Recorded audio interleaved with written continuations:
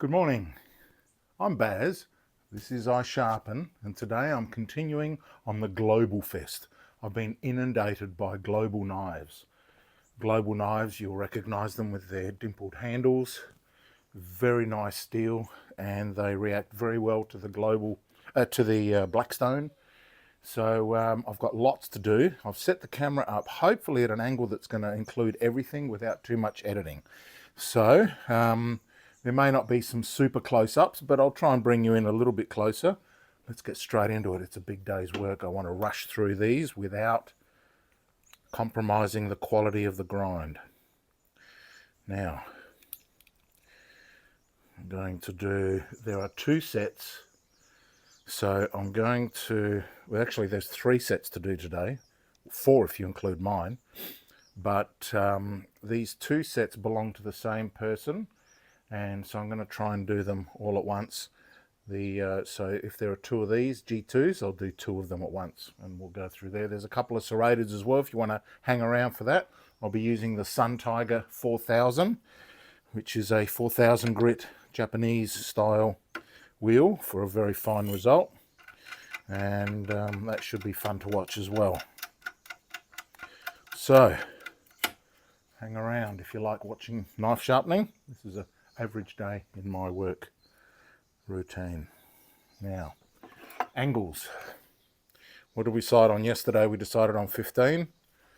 I think I'm going to stick to 15. And just let me measure my wheel because it's very important that we get this correct. So this wheel is it's about 224, so I dropped about 1 millimeter in the last dozen or so knives. So it seems to be lasting a very long time as long as I don't abuse it like I did with the other job that you guys know about. So I'm going to drop this down by 1 millimeter and set it to 115. Oh, sorry, 15 degrees, which is 30 degrees total. I have to lean this over a bit more. Another beautiful day here in Adelaide, South Australia. If you can hear the birds chirping, they're out there. We've got Chili lying down there. How are you, Chili? All right, let's get cracking. Now, I'm going to do these on the fine setting. They're not very damaged, and the fine setting on these Blackstone is very sharp stone, so it can handle the fine setting. And by fine setting, I mean I'm going to set it to 320 grit, which is around about 900 grit or so.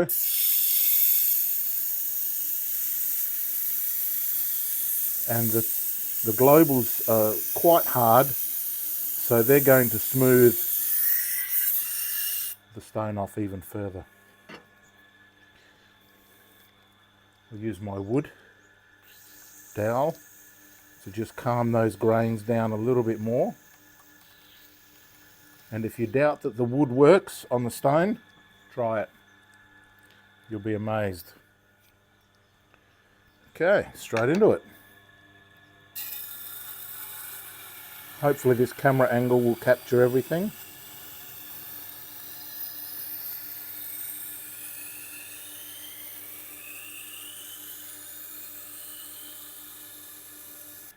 In GlobalFEST 1, I looked particularly fat. Now, I'm not a slim being, but the wide angle made me look super fat, so don't make jokes unless they're funny.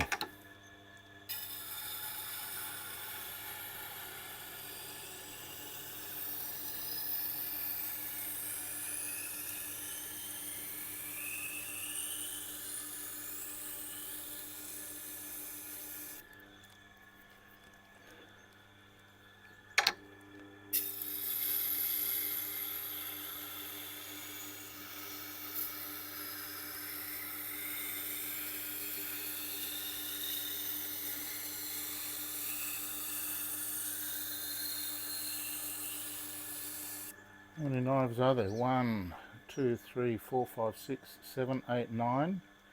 9 knives and a kiwi bunker. These are very soft. That shouldn't take that long to do them.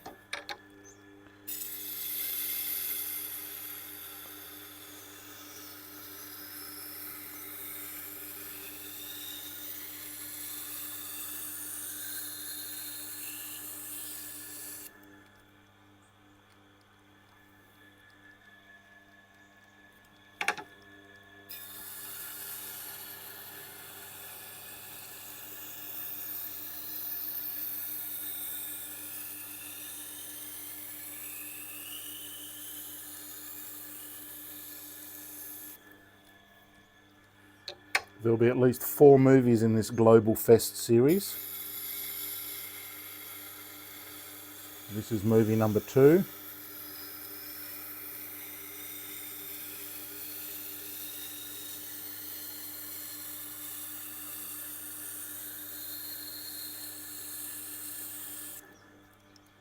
Now if this was an SG wheel, I wouldn't be able to do it on the fine setting because it would just take too long.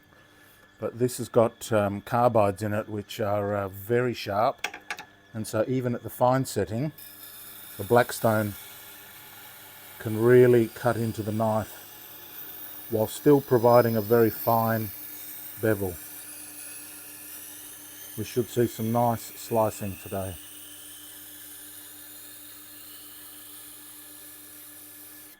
And thank you for all your feedback. It's good to know that you're enjoying these movies.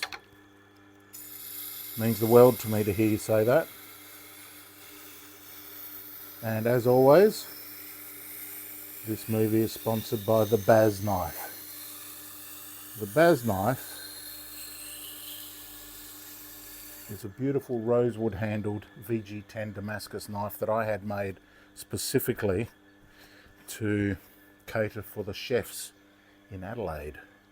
I wanted to provide a very high quality knife, but with unlimited lifetime sharpening, so they didn't have to worry about the cost of sharpening. It was all included. And in order to do that without going broke, I had to choose a very good steel, and I think VG10 is probably the perfect steel for that purpose. Now if you buy one from the website, and you can see underneath here, there's a whole row of products including t-shirts, mugs, hats, but also the Baz knife. And you can see the cost. If it's too much, don't worry about it. And yes, I'm going to make a little bit of profit. That profit goes towards supporting this channel.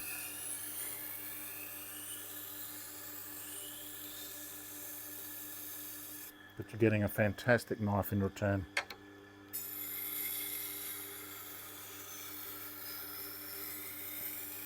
If you buy one from overseas, you're welcome to send it back for free sharpening, but the shipping will be a factor for you. But if you want it beautifully sharp again, then I promise that if you send it from overseas, it'll get the Japanese wheel treatment, so you'll get a beautiful mirror edge again, like the way they're delivered. Measured, of course, to be under 99 again. Okay, I've got a good burr there. Let's move on to the honing wheel. And for those who are new here, thanks for subscribing. If you haven't subscribed and you like this sort of thing, don't be shy. Hit the subscribe button.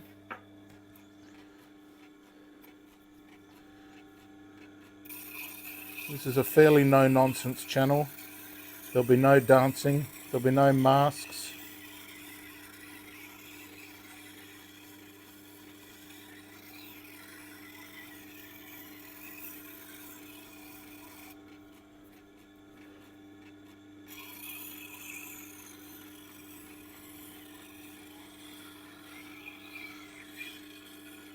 And yes, I freehand my honing, and I have a bias, a strong bias to the apex. And I always check the edge of the blade for any catches. Perfect.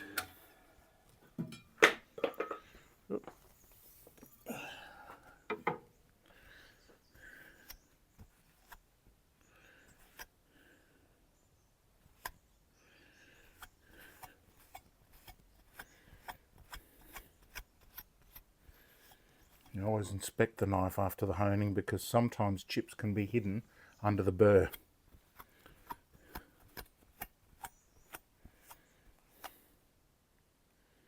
That looks perfect.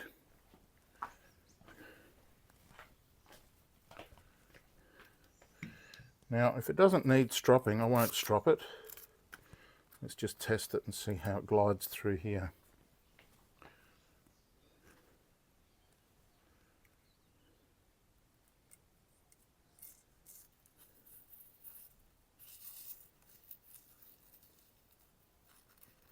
A little bit noisy. So I'll just do it on the smooth side. The suede side is less aggressive, but this still has very high silicate content, so it is quite abrasive. Doesn't need any.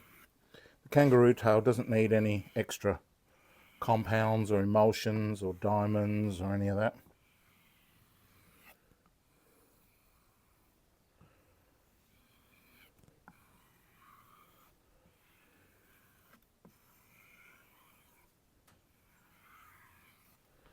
Nice.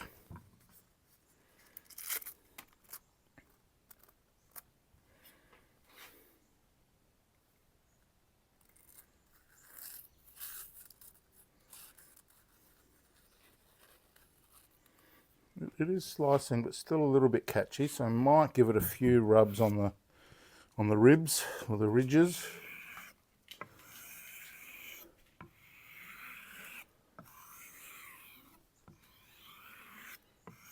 These globals should glide through there very smooth.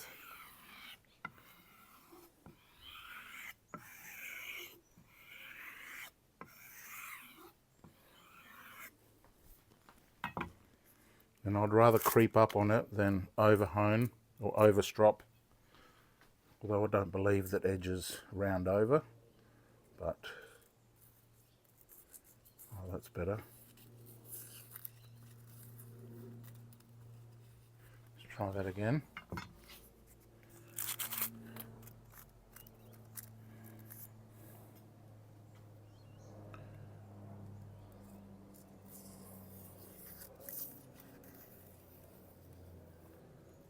Perfect.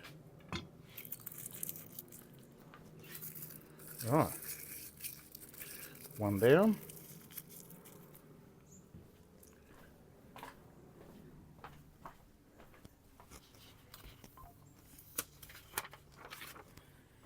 And for dramatic purposes, beautiful. Actually, that is a bit noisy, isn't it?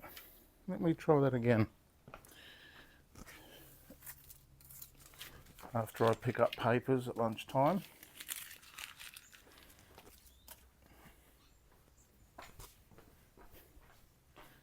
Could probably be a little bit better.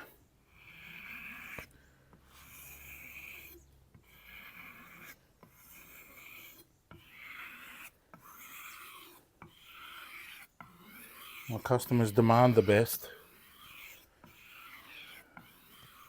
but I demand the best from myself as well. Because it's fun.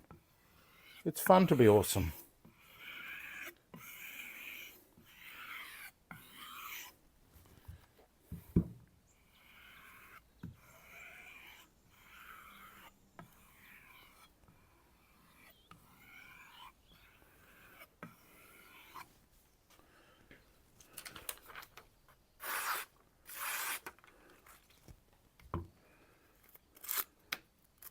The microphone makes it sound much louder than it is.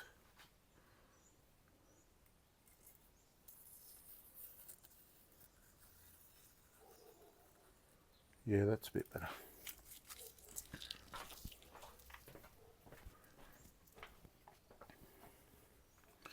Bit of alcohol.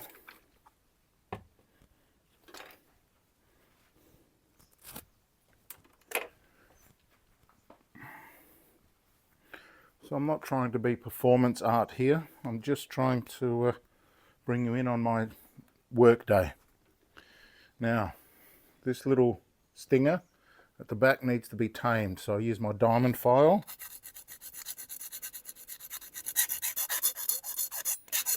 just to take the edge off it.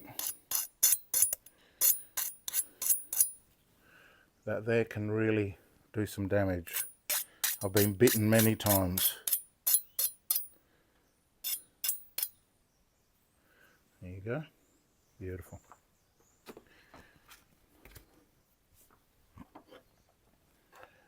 Finish off with a little yellow warning sticker.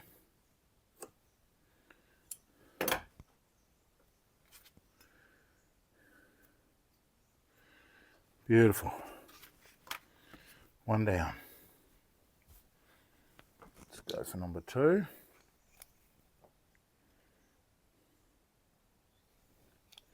So where are you watching this? I'd like to ask. I asked it yesterday of the movie. Are you watching this on your phone? Are you watching it on your TV, your laptop, your iPad? Do people have iPads anymore?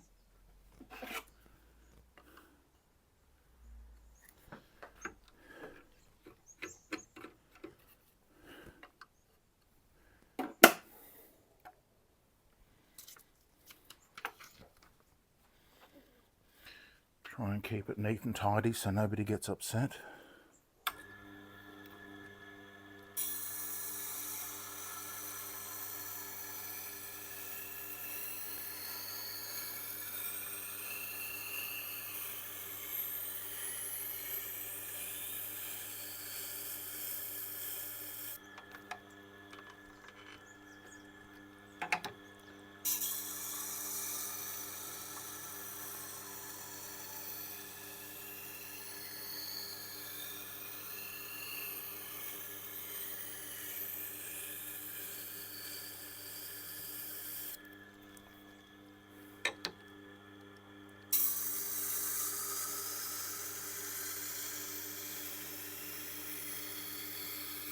I want you to note how slow I'm going. I received a communication recently about a chap who was having some trouble raising a burr. He says, no matter what I do, I can't raise a burr. And then he sent me another email, or a message, I can't remember, that said, I finally got a burr because I slowed down. Now you can go fast, like this, right? But it's going to take you a long time to go through. And plus, when you're going fast, there's a tendency to wobble and sort of be a bit inaccurate. Slow down. If you're a welder, you should be going welding speed. Right?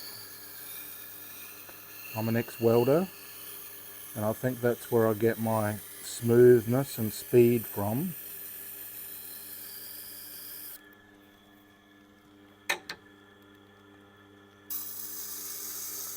It's also important to anchor yourself. Stand with your feet slightly apart, so that way you're very stable and you're not falling over.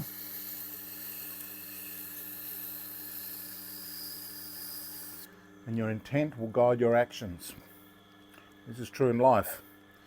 But for grinding, you keep your eye on the grinding, on the bit that you're actually working on, and your body will move itself. Don't worry about moving, worry about the grind.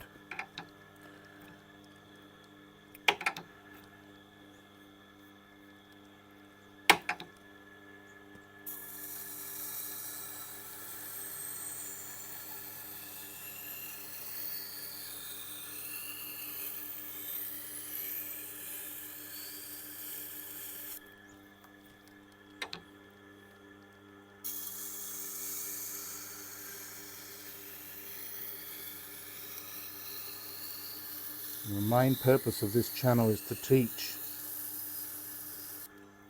I started this channel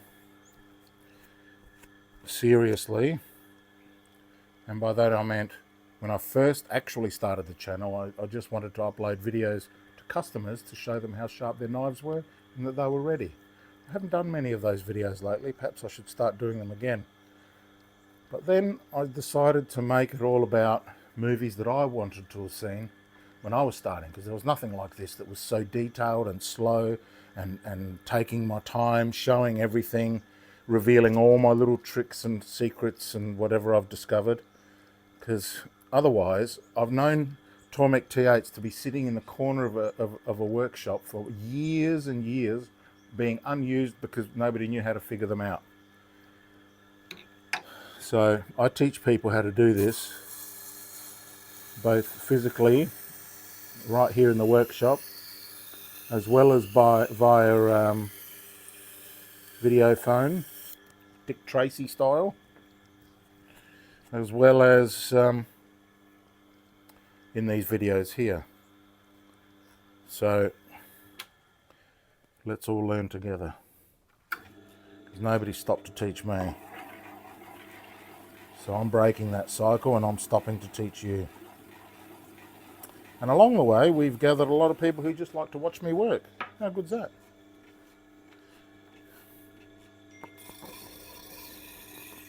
That was my phone, not yours.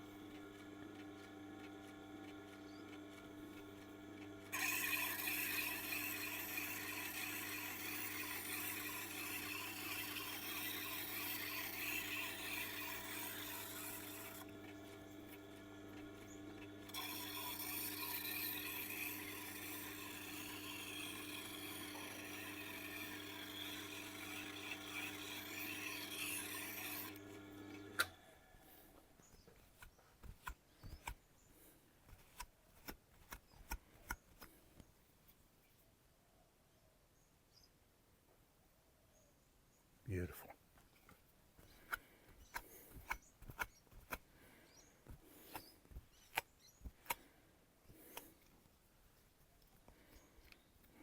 Let's see how it cuts.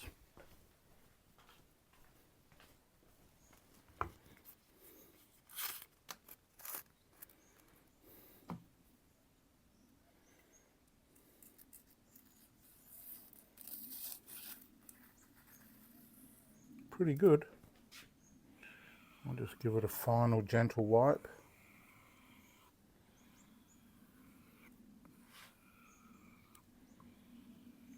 Trying, of course, to be on the bevel angle as much as possible.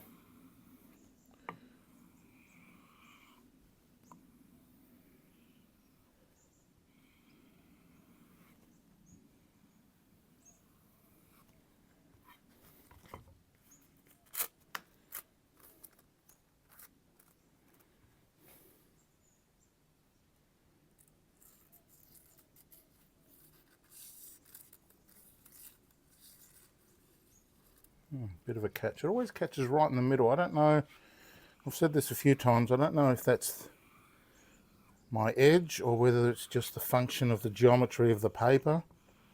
I don't know.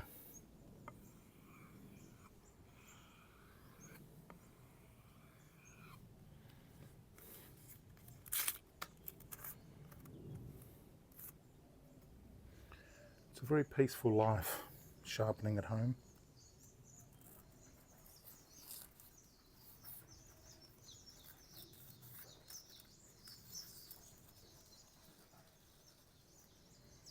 And for those who are claiming that I'm doing it easy because I'm on the edge, I'm not on the edge.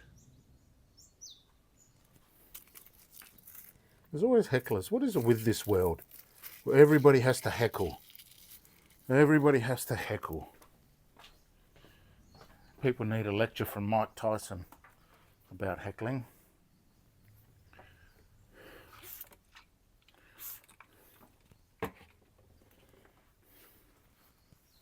Have you seen what I do to hecklers? I'm not sure if you read my comments, but I'm brutal. I care nothing for political correctness. Nothing. Beautiful.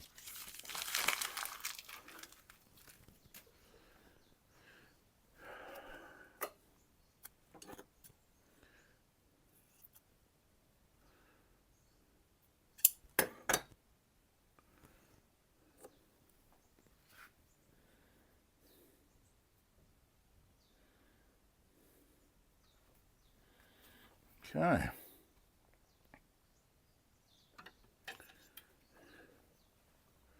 Oh, well, we might as well just continue with this set. Only got one more here before the serrated, and we'll do both the serrateds at once. Well, not at once, but together, one after the other, after I set up the Sun Tiger 4000 wheel over there. So we'll get to that shortly.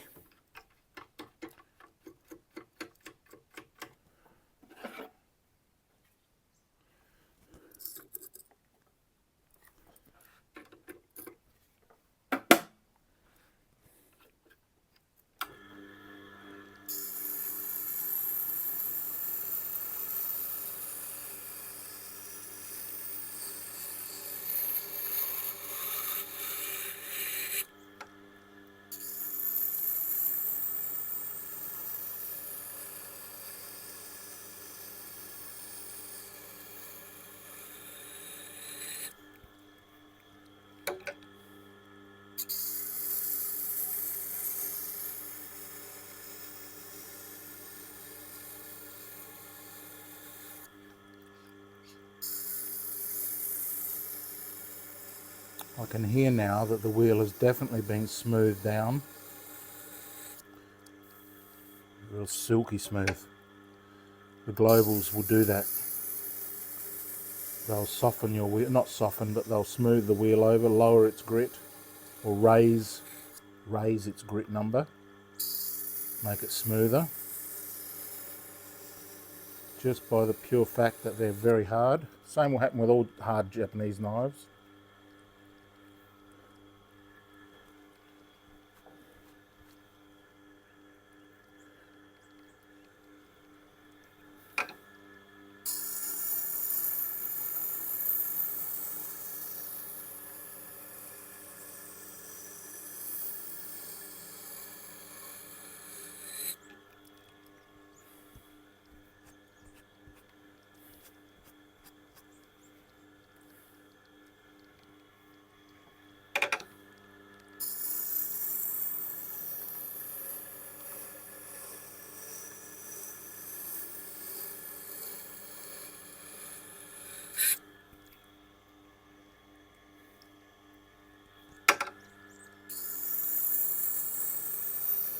I use my engineering eye to tell me whether one side's even or uneven. You don't need a measuring tool. If you can tell obviously that one side's uneven, then it is. And if you can't quite tell, then it probably isn't.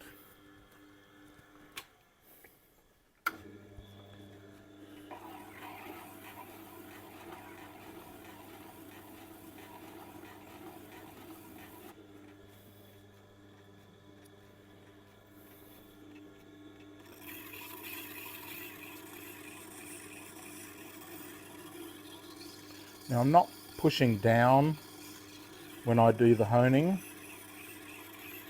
I just let gravity rest the knife and let the abrasives do the work.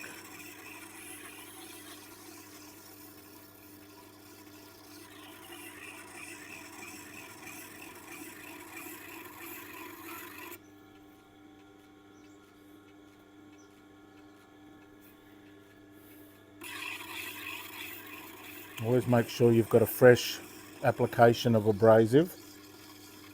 I use the chrome oxide made by Veritas.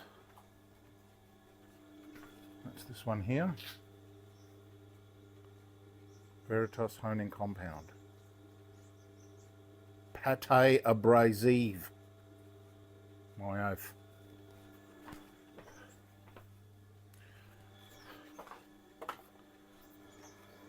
Pate, huh? Perfectly smooth.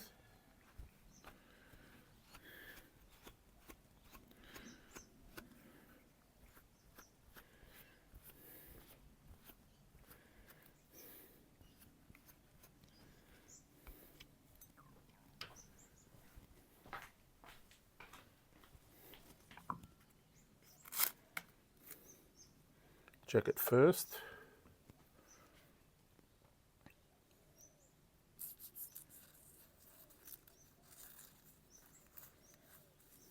Not bad. A couple of light passes probably wouldn't hurt.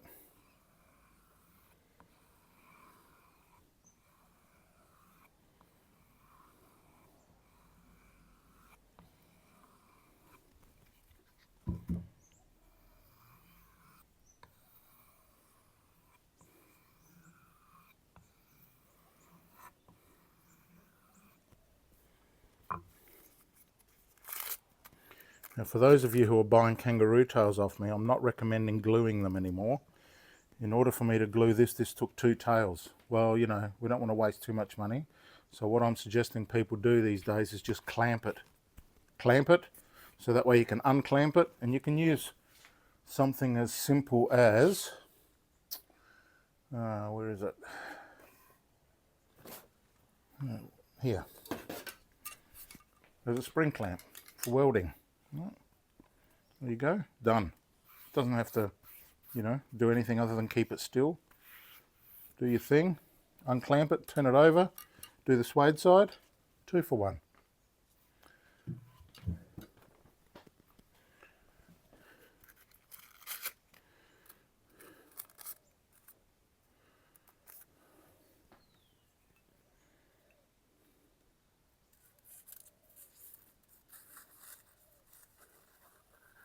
Beautiful, beautiful, beautiful, beautiful.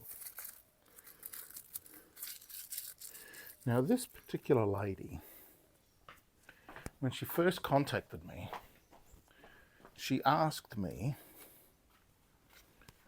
I'll tell you what she asked me.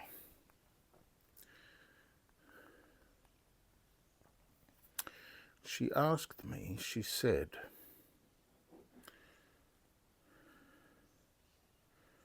what did she say? She said,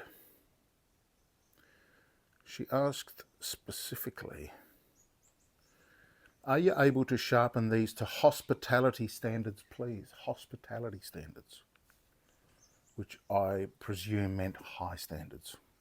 And I said, yes, I am. Ask any of my subscribers.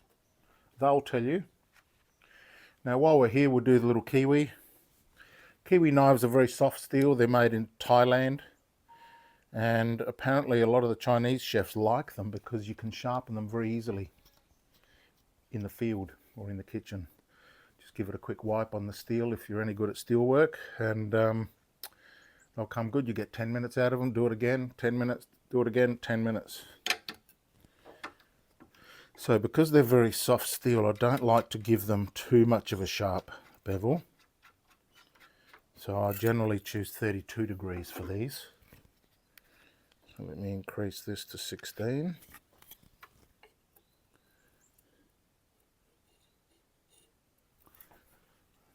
Just perfect.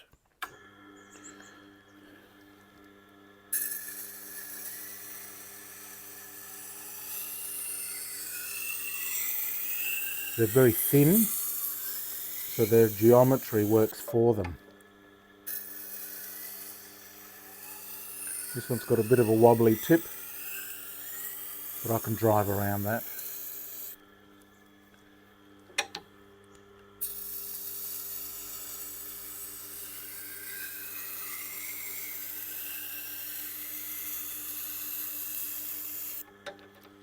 They're very cheap. In fact, they're probably cheaper than the cost of my sharpening. But as I explained to people, I said, look, my sharpening will make them sharper than they were when you bought them brand new. So even though it costs you the same to buy a new one as it does for me to sharpen it for you, at least this way you're not throwing away useful items, plus you're getting a sharper knife than you would if you just bought it off the supermarket. They're often sold in Chinese supermarkets than if you bought it off the supermarket shelf.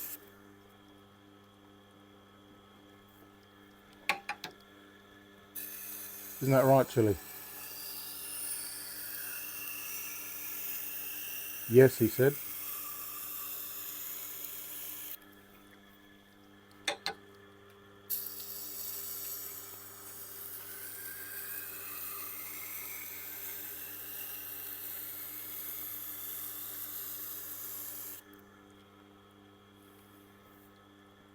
And the 32 just looks correct on these thin knives.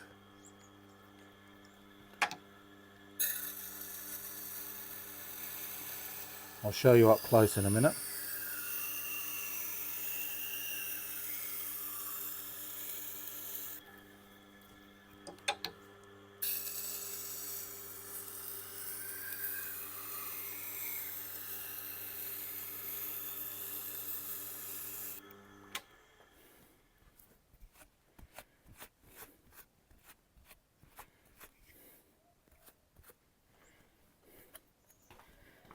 This just looks correct, doesn't it?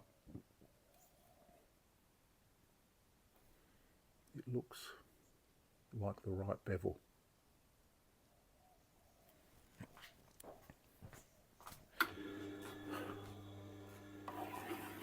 This bar has lasted me for a long time, probably a year.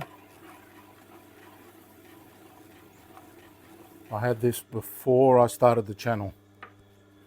Channel's only been going since 1st of April 2024.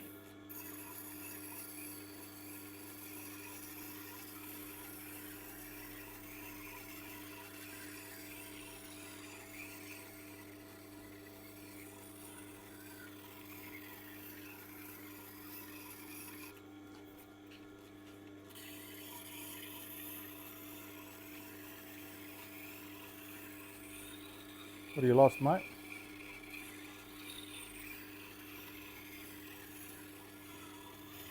Look, a rare upright shot.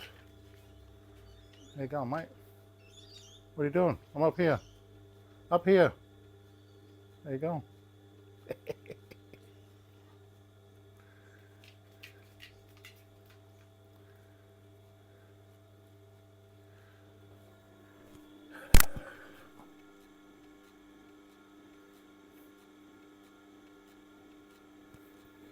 A few little catches.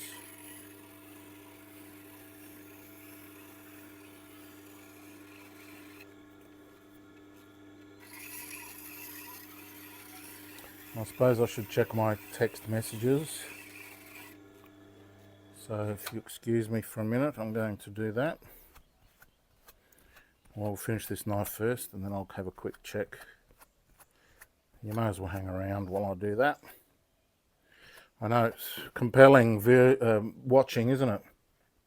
Viewing.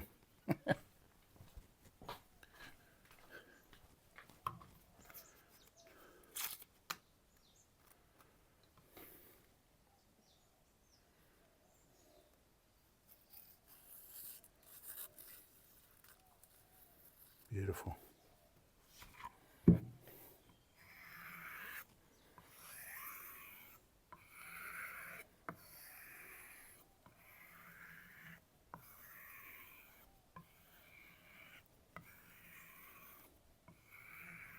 The complaint the internet had was that I was doing this and I was rolling over the edge.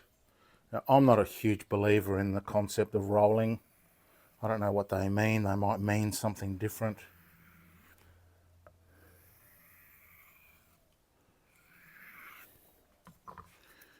But anyway.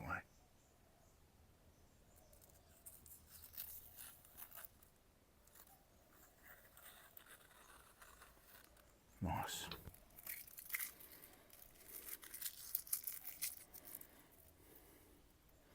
Not a scrap of paper anywhere.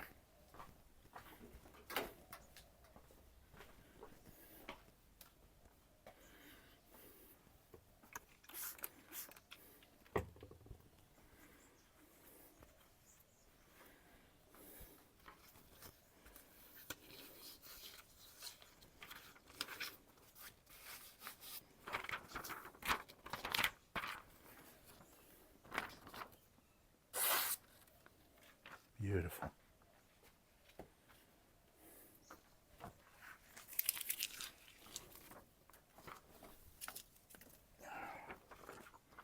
Oh, when was the last time you saw one of these? A Tormek Super Grind. Super Grind SG is where the SG wheels got their name from. That's an SB, but yeah, Fun fact. Alright, so that's that set done except for the serrated. So let me just finish the other set, not the other set, these all belong to the same lady.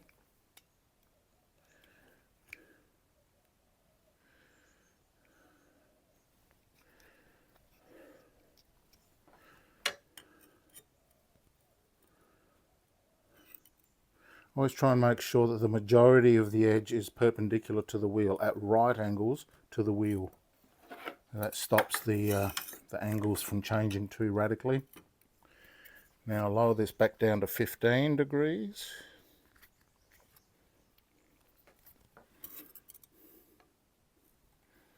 Really? Did I nail that? Totally nailed it.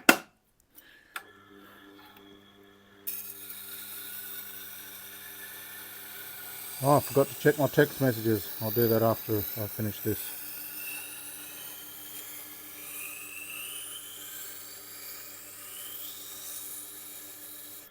Actually, no, it's a bit disrespectful to keep people waiting. Just stand by for a minute. So, who wants me and why?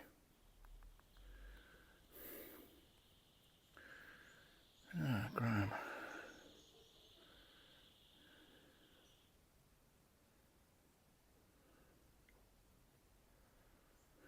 Okay. That's a Porsche headlight restoration job. That's my other business. Friday works for you. Yep. Yep.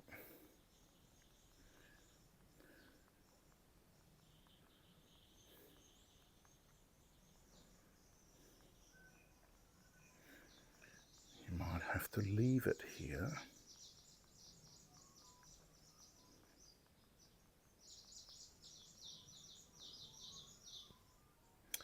And can I drop a couple of kitchen knives in to be sharpened? Yes. Shortcut to my address.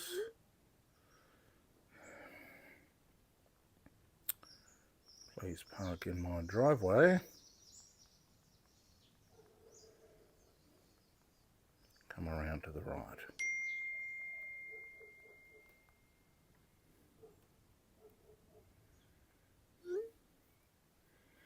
Lovely. Jubbly.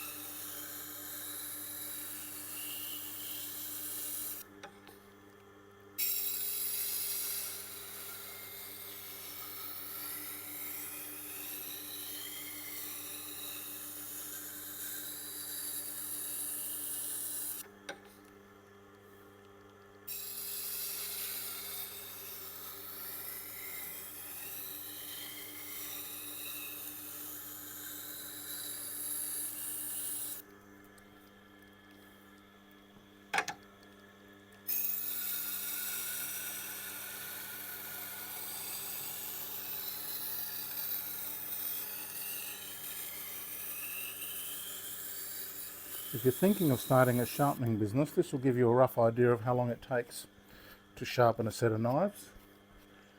And you multiply that by your rate that you're going to charge.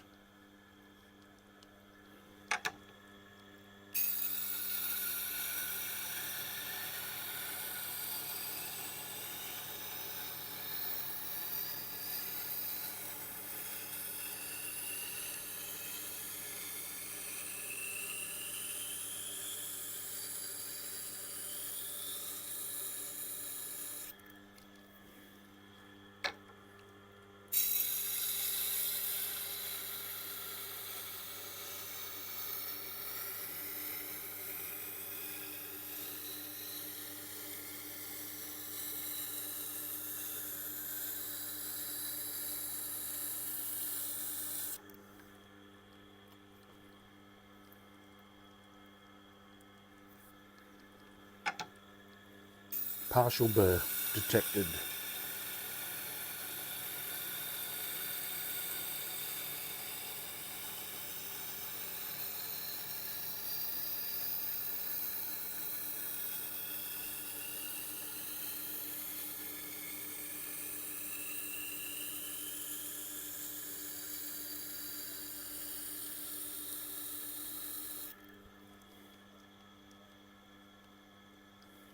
full burr.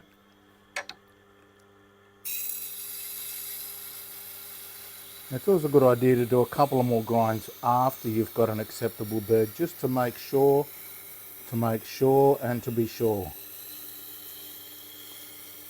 I call it the full Irish.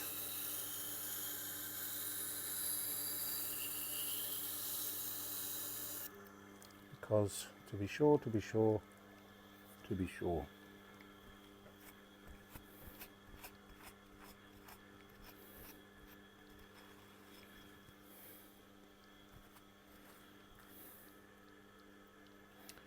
Poor old Ireland's in the wars again.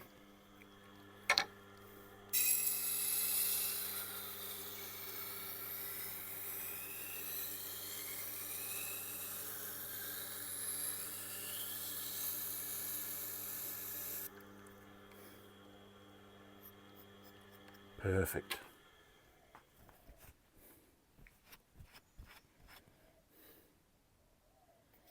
Mag-bloody-nificent.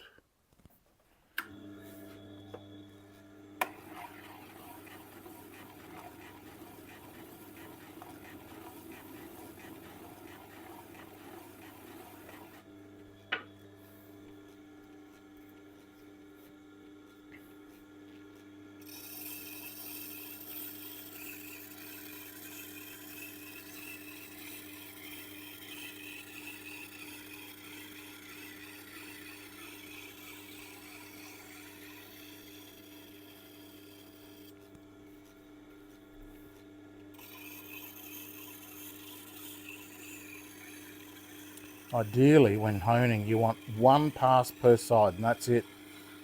Sometimes you need to do a few more, but don't be doing 1,000 of them. I can definitely feel crackles.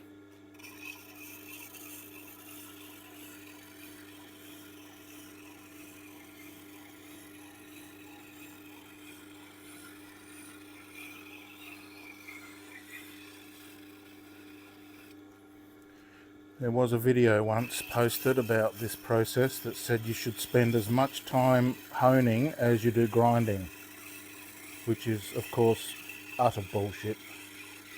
The two are completely unrelated.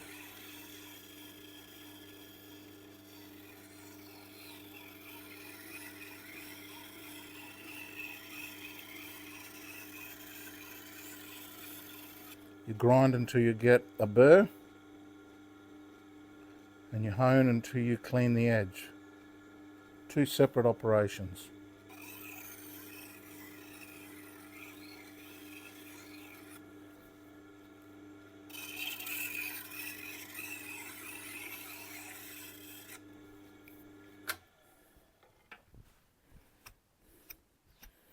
One chap wrote me a message. He says, man, I was honing for hours, not hours, but ages. He says, and then I saw you hardly hone at all. And then I stopped honing for over honing, because I think what they were trying to do was get a nice shine. This is not sharpening. This is not a sharpening tool. This is for cleaning. Yes, it makes the knife sharper, but that's just by coincidence. Its purpose is to clean the edge of all the burr, and therefore leaving it sharper. Beautiful.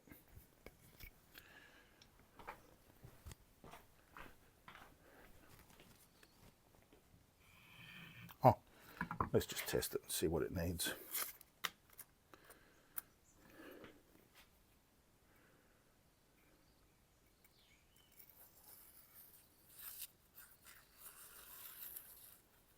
Ooh, doesn't need much. I think maybe a little bit of soft suede.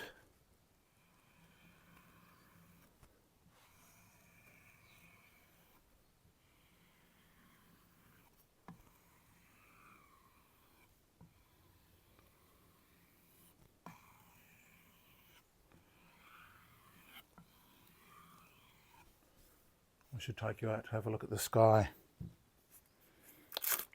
Apparently that makes people happy.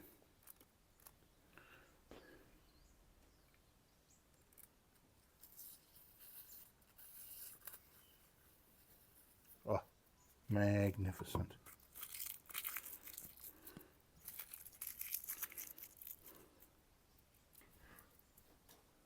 Look at the sky.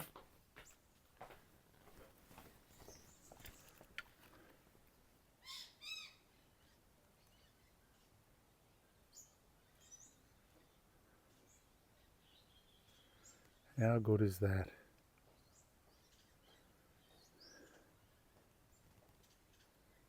Nice. Chili. Zoom. There you go, mate. You alright? Yes, he said. Telepathically. Oh, see these white boards here? They're actually pizza boxes, and they're perfect for wrapping up the Baz knife before I send it to you. I was using bits of cardboard box and I just kept running out and I couldn't find them. The supermarkets don't have them anymore. So I saw an ad in Marketplace for some pizza boxes. I thought, oh, that's perfect. Sure enough, they were. You can put that on page 9 of your stiff shit book. Alrighty.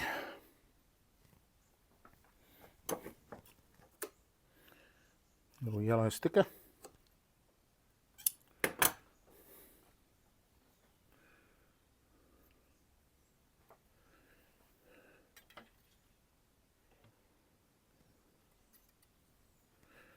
Another bunker.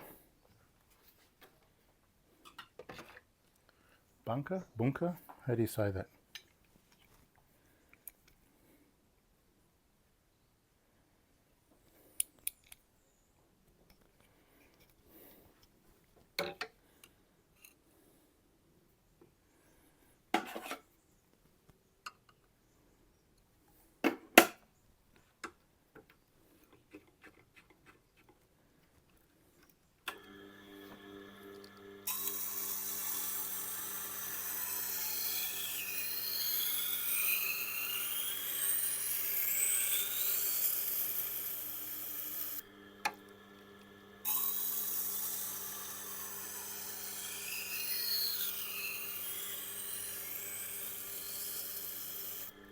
So don't forget to head over to iSharpen.shop and pick up some merch, support the channel, and look stylish all at the same time.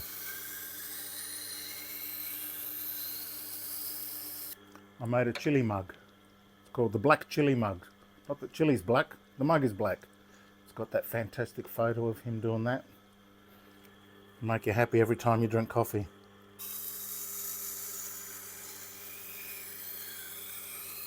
There's no branding on there, it's just Chili's face entirely. It's a dog mug.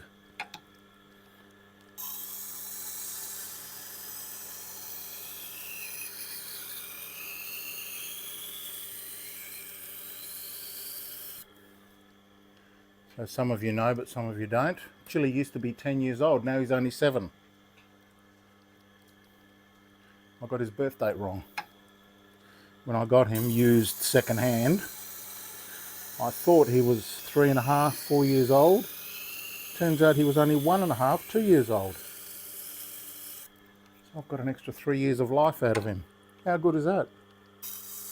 I was starting to get pre-sad, so that it wasn't such of a shock to me when he left. But now I can set that aside, put that on the shelf for later, and celebrate his life for many years to go.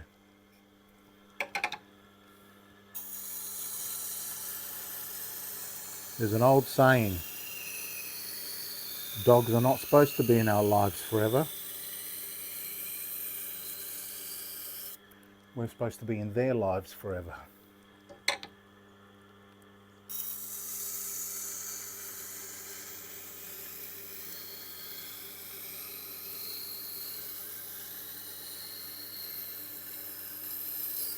So yes, they'll die, but the question you should ask is, did you give them a good life, as good a life as possible? Were you kind?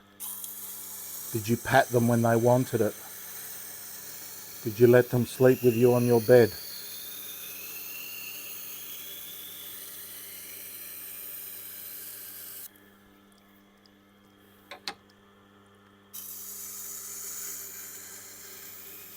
Did you answer their every squeak and whimper?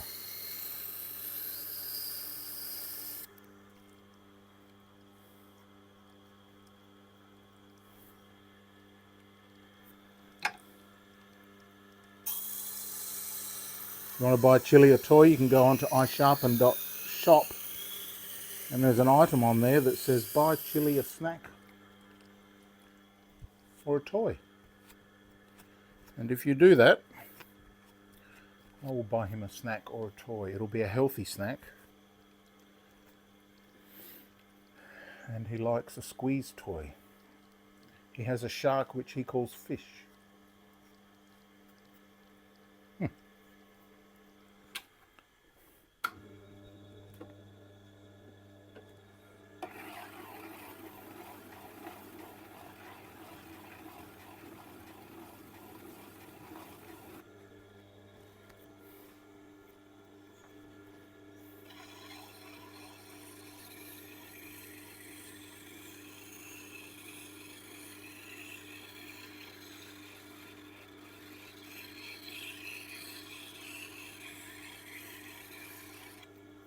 Now, nobody's bought him a toy yet, and that's fine.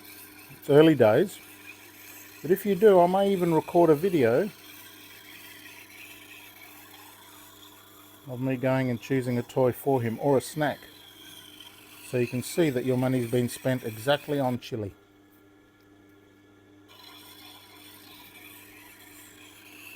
If you want to buy him 2 snacks, just put 2 items. They're $10 each. Because you can't buy a snack for less than $10 these days. I had a look.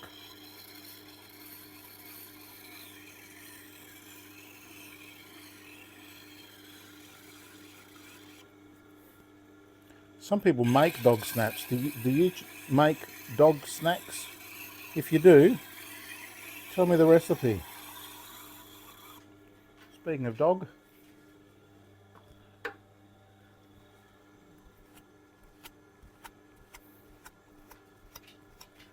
there he is, Clip Clop.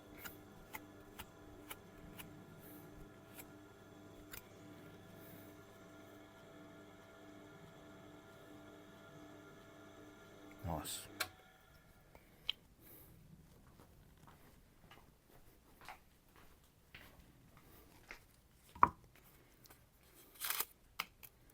Do a pre-test.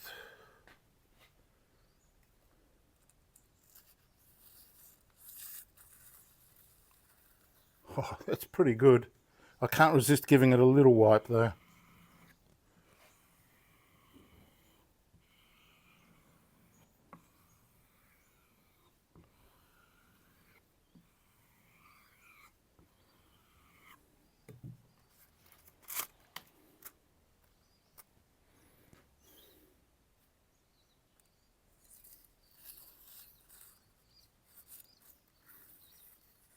Fantastic. Now for those of you overseas, I can only sell the kangaroo tails within Australia for reasons. Try raw buffalo hide, but it's got to be bumpy. You don't want to get the smoothed over or the rolled, or the, usually when they dye them, they roll them as well. They're very smooth and even. You don't want that. You want rough, raw hide. Raw hide. And buffalo or horsehide. Horsehide, I know, poor horses, but they've got a very high silicate content, and that's important. Kangaroos have like the highest. They're also the toughest. And the tail specifically, the tail from old males, because they've had to jump a lot. They've got the best, toughest ridges that really hang in there. And that's why it works so well without compounds or anything like that.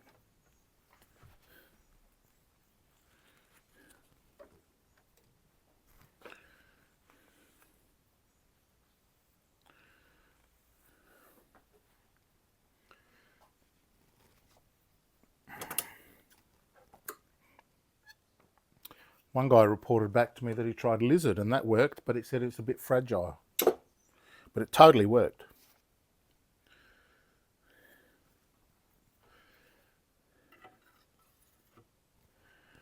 Now just let me put another little yellow sticker on the paring knife that I forgot to do.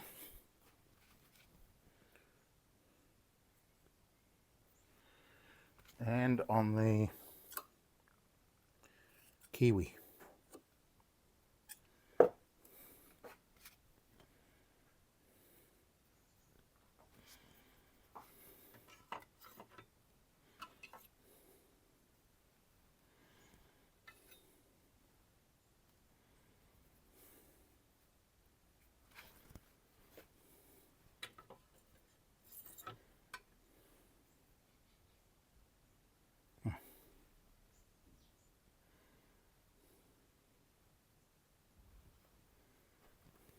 Mini Santoku.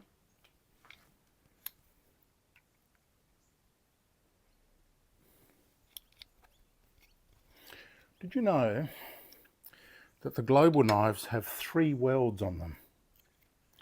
They have one here to weld the blade to the handle.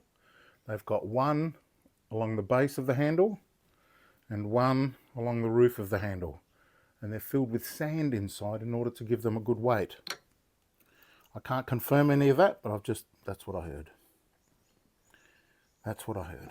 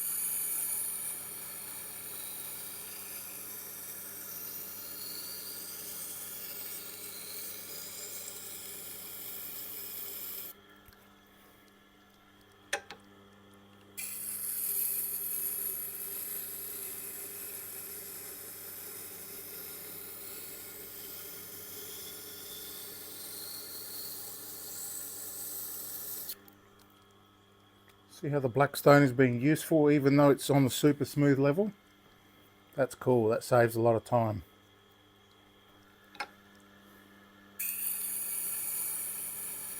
If anything, the SG wheels are still good for, I think they can go down to a smoother level.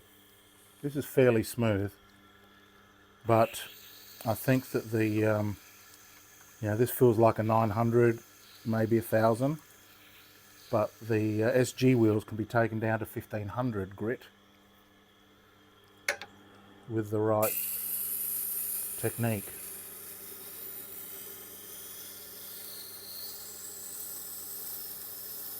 They react a lot better, or they react very well to the wooden dowel. Have any of you tried the wooden dowel? It's a thing, I'm telling you.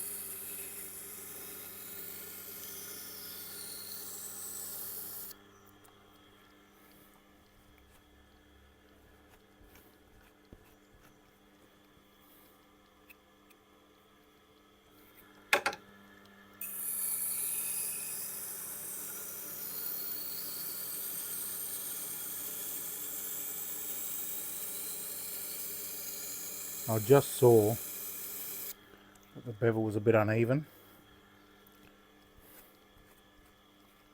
so now it's much better.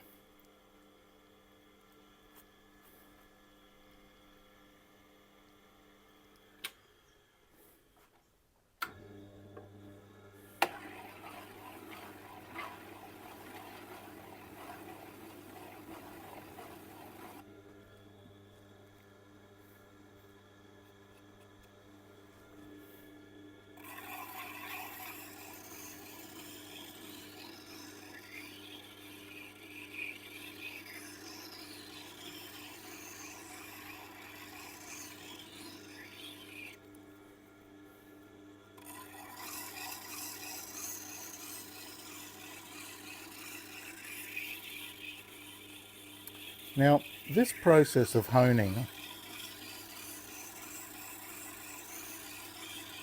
especially with my green chrome oxide bar, this is reportedly around about 8,000 grit. So in essence, it's like giving it a little Japanese polish, but right on the apex, right at the very top. Maybe that's what slices through the paper so well. Don't know, what's your thoughts on that?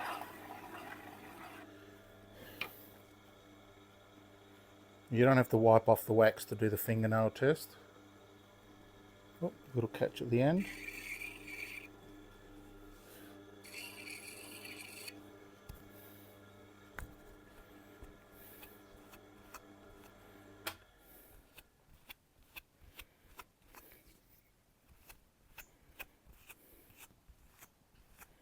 What do you think of these distance videos?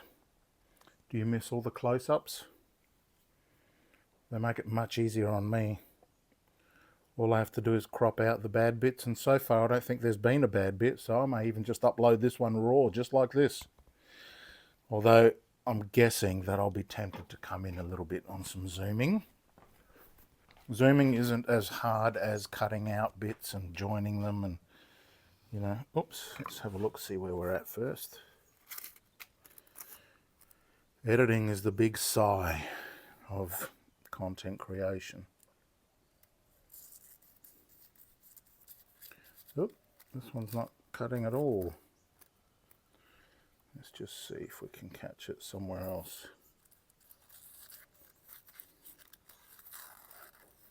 Okay, so it needs a bit of work. Let's fix it.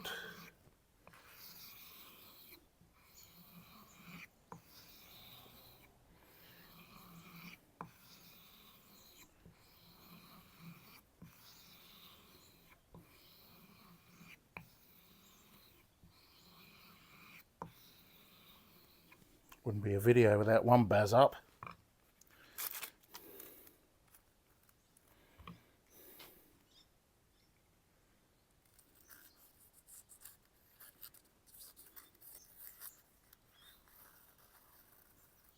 Nice.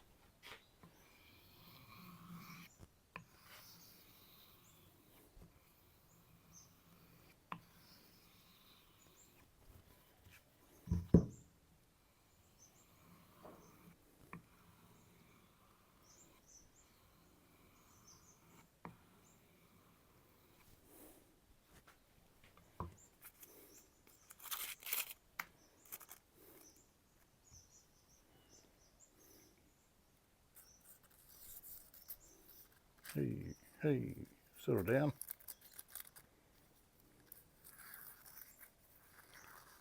Okay, so the back half's good. The front half's bad. I'm reminded of the game, backhand, forehand. Who knows that reference?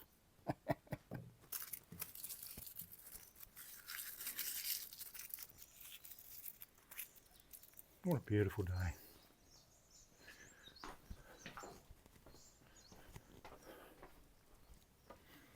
Oh, want to see an edge? I'll show you an edge.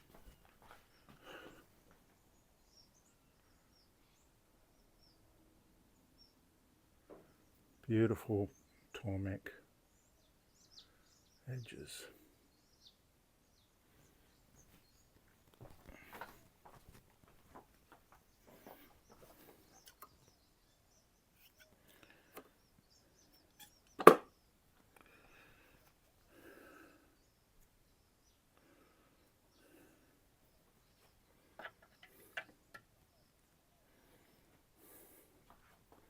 Little utility knife.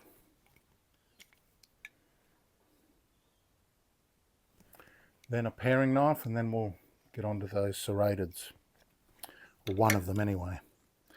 I think I'll keep the other one for the GlobalFEST 3. Chili's on the move.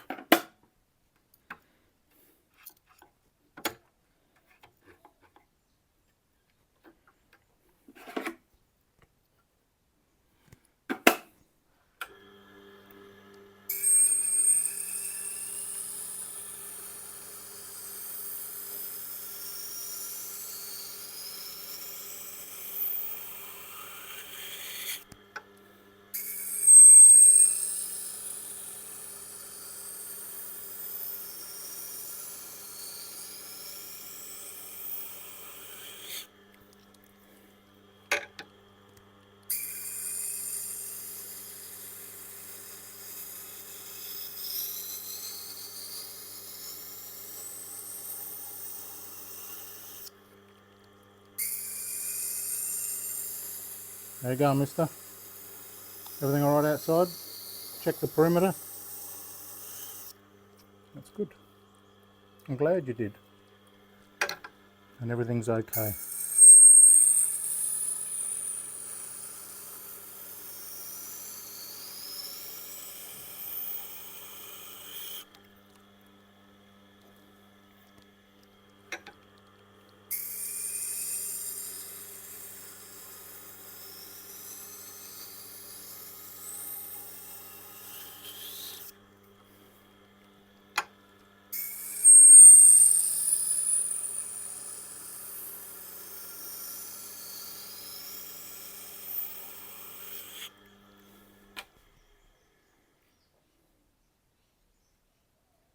Yeah.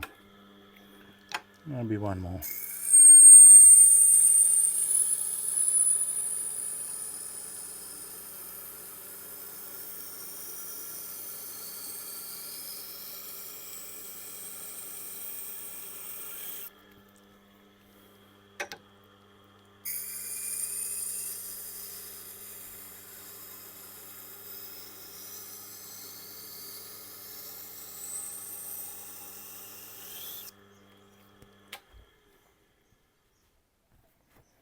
Ooh, what time is it? I have a customer coming at 11 o'clock. It's now 10:39.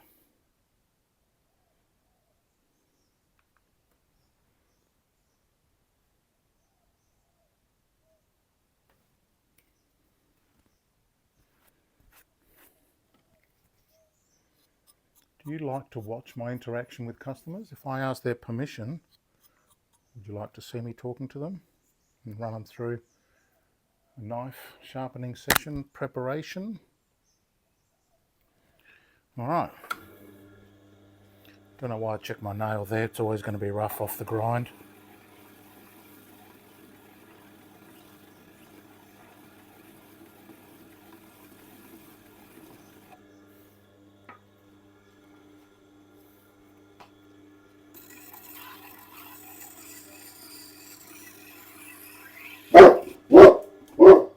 Oh, g'day. Be with you in a minute.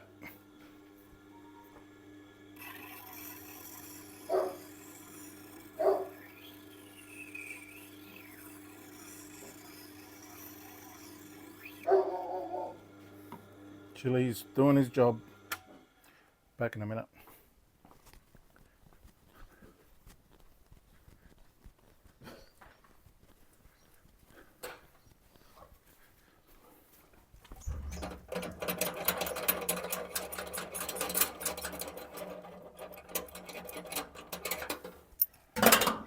Stand back, please, Mr. Chili. Come in. Oh, here you go. Come back. You got to pat him, otherwise he won't leave you alone. And you are, sorry? Come in. Now I'm just filming at the moment. Do you have an aversion to being on YouTube? Yeah, I do. All right, we'll stop there for a minute. I'll stop the camera. Here's a Rhodesian Ridgeback. You can talk to me if you like, there's no problem there. Okay, so just to interrupt the movie, we have Mr. D here, who's just brought me in his, was it Opportunity Shop purchase. He found it.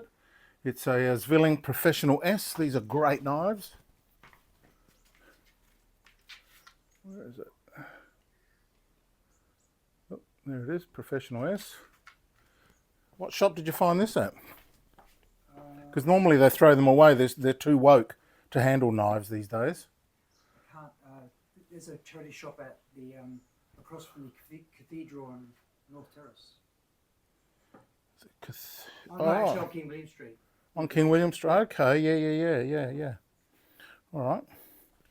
Now, just let me. I will get back to this one later. This is in the middle of honing, and we'll pop this one on. Let's see what we can do with it. Now this is a bolstered knife, so we have to make sure we blend the sharp in so we don't dig into here. I've got fairly sharp corners, so I'm going to have to round those off a bit.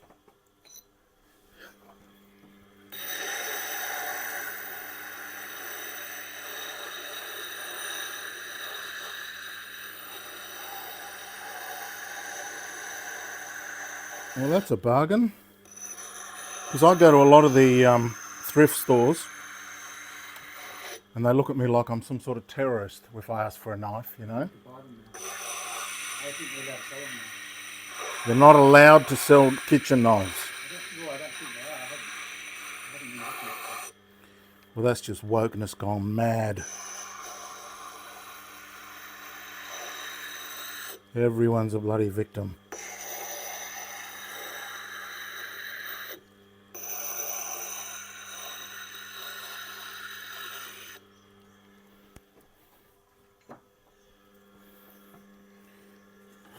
Smooth it over with some 320.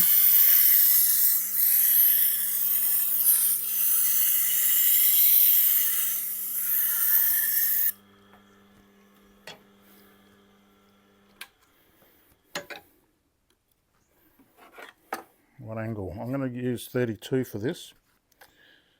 32, which is 16 degrees per side. I think that's a nice angle for a home chef knife. I could make it a little bit leaner, but they then start becoming a little bit more fragile, and if you're not very careful with them, you can sort of put little dents and that in them. So this will be more of a robust edge.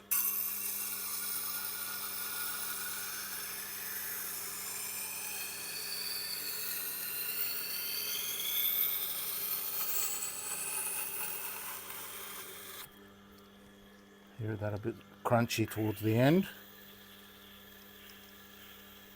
Smooth that over a bit.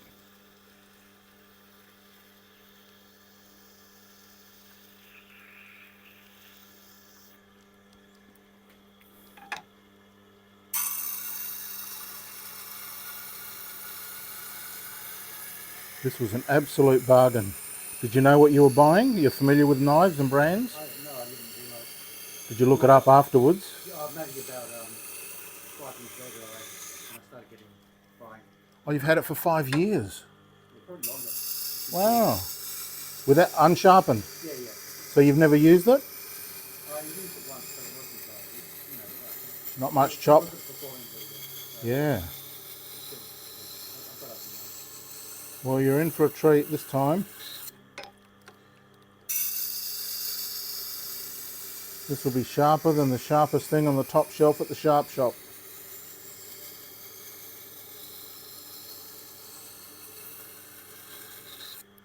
Or technically sharper than a very sharp thing.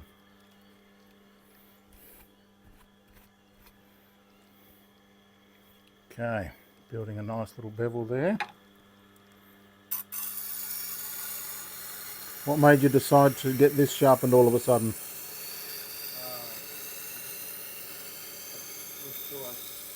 Saw the reviews. I thought, What made you look me up? Thanks for telling me that. Reviews are important, aren't they? yeah.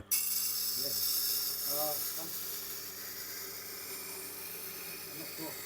I just thought I needed to use that knife there. Okay. You got fed up. Yeah. That's good. I've been trying to sharpen it with the Pull through? yeah, and Pull throughs are bad because they sharpen in the wrong direction. They sharpen along the blade, whereas I sharpen into the blade. So it's much better.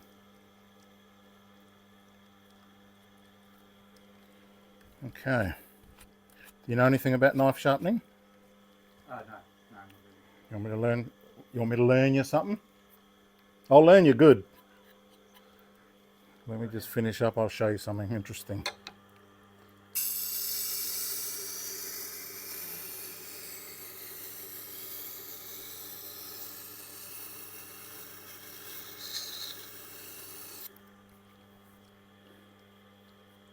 Okay. So, what happens over time, hang on, is what you brought me was a knife that was rounded over on the top. And so what I've done is I've chosen my angles and I've brought it in until it meets and there's a point, right? But if you keep grinding, you can just keep grinding, the knife's gone, right? We get this sometimes from people who don't really care and they just over sharpen knives and destroy them. So in order to tell when you've met at that apex, think of it as the top of a mountain. As you're grinding, the metal doesn't just fall off, it sort of sticks to itself. Do you know what I mean? So you get a burr, you get a little burr, right? So I'm going to show you what that burr feels like. So if you pass 3 fingers over the top this way, you should feel nothing. And then on this side, you should feel the burr. So let's try that. Oops. You're right, I hope you didn't spill your coffee. Right, so use 3 fingers. Here, let's see if we can get it on camera. Okay, so use 3 fingers like this. Wait. Like this off the top, and then I'll turn the knife around. So feel this side. Now this side, do you feel the burr? Yep, straight away. Straight away. Yeah. That's it. So that's like kicking snow off the top of a mountain. You can't do it until you're at the top of the mountain. Do you know what I mean? Yeah. So that tells me that I've sharpened enough and I can stop. Now the next job is to take that burr off, because if you don't take the burr off, what happens is it wraps over and then you get a round edge again and you get premature bluntness. It goes blunt real quick. So sometimes when people get their knives sharpened, it only lasts a little while before they're blunt again. That's probably because the burr hasn't been cleaned off. So what I do with my processes is I clean that burr off so there's nothing but pure edge. Should last longer. So this wheel here is just a leather wheel with some abrasive on the top. And I just gently pass it over the knife.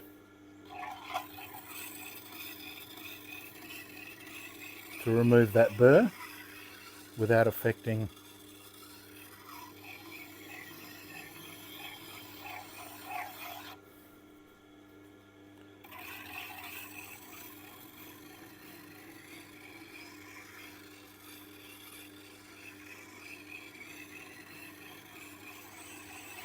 the actual edge.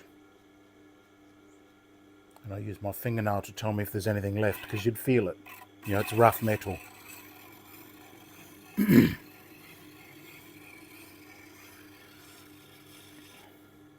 is good because it's only like a 6-inch as opposed to an 8-inch chef knife. All right, see, much bigger.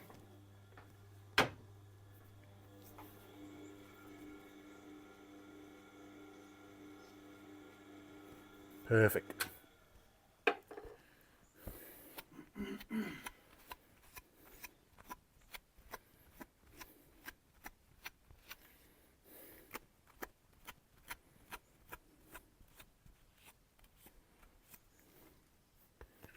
Right, now I bring it over to my kangaroo tail strop, which has ridges on it. You can see the kangaroo tails over there that I sell. It's got little ridges on it. Can you see the ridges? Yep. And they dig in and take out the burr that is hiding in between all the grooves that I've just put in from, so you can see the grooves. All right. You see the marks, the grinding marks? Well, they hide burr inside there. It's called a micro burr, or the root of the burr, according to a chap who studied this. And so the ridges on the kangaroo tail go dig in there and pull that burr out. And that leaves you with a long-lasting and extremely sharp edge. Is this the first time you've ever had a knife sharpened professionally? Oh, yeah. And of course, I call myself professional. I try. So my test is, can it slice through a tally-ho? If I could slice through the tally-ho, would that impress you? I'll say yes. Yes. Say yes. This bloke. This is actually very difficult to do.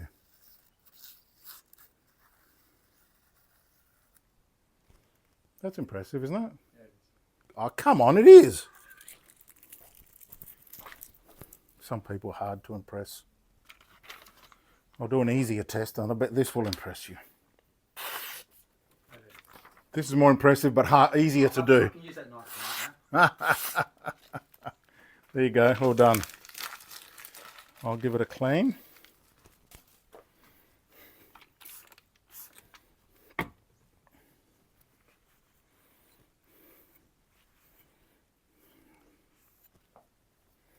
You know what else I'm going to do? I'm going to give it a little buff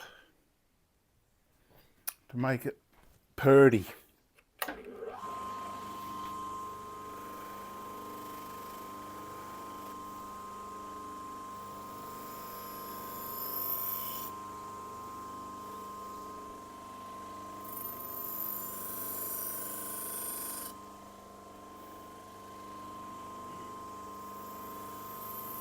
Without touching the edge, of course.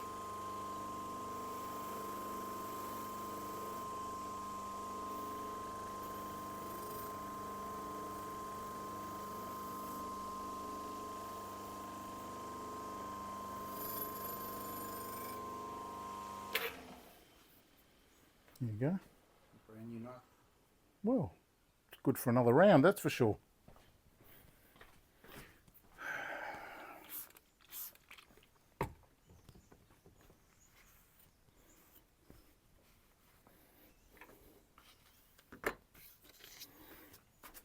I have another more impressive test than magazine paper, and that is telephone book paper. It's very thin and flimsy. Beautiful. Sharper than a sharp thing. Thank you. You're welcome. Now, I'll turn the camera off.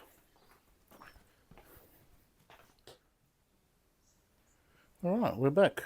Hey, Chili. Oh, you're a good boy. You're a good boy. So that was interesting. A Zwilling Professional S. Great knife. Purchased for a bargain at the flea shop. So we were up to this one. Let's have a look. Right, still I've got some crackles on there.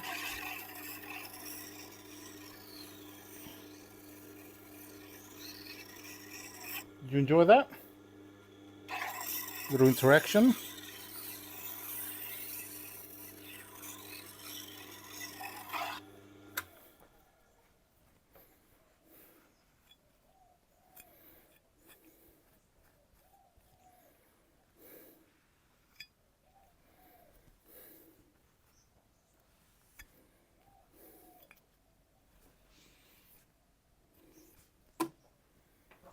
Okay.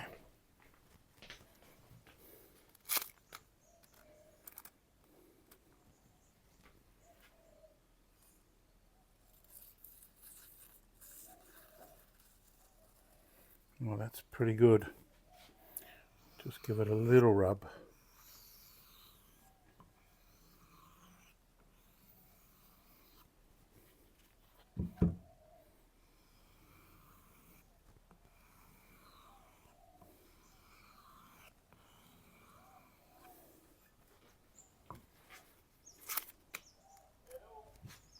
Oh, g'day. No. We have another visitor.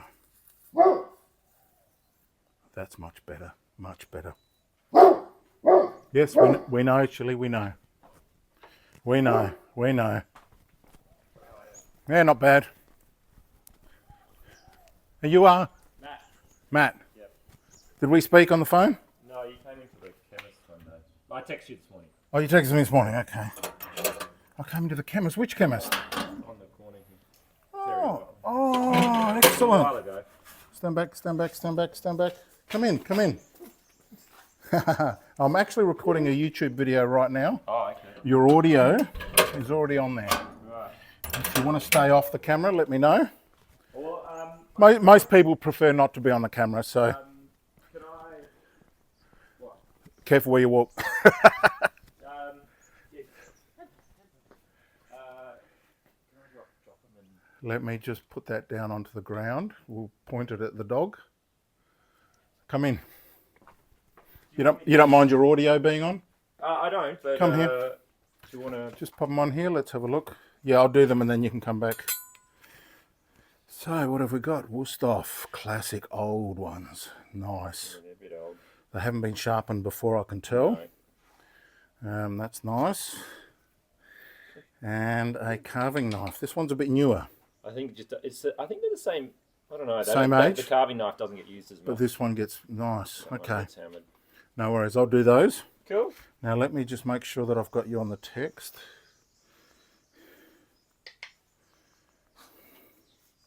Chili. Text. What's your number? Yeah, that's 274? the second one down. Oh, can I drop a couple of kitchen knives? Yes, yes, yes. Okay, so let me just take a photo of the knives. You fix me up after. Yeah, okay. I'll bring... I've got to go to work, so I can bring you back some cash. Do you want? Yeah, that'd be good. How much do you want? 40, 20 each. Okay. All right, and they'll come out fantastic. They're a bit extra if there's repairs, but there's no repairs needed on this, so 20 each. All right, we've got that. Let me just get your name.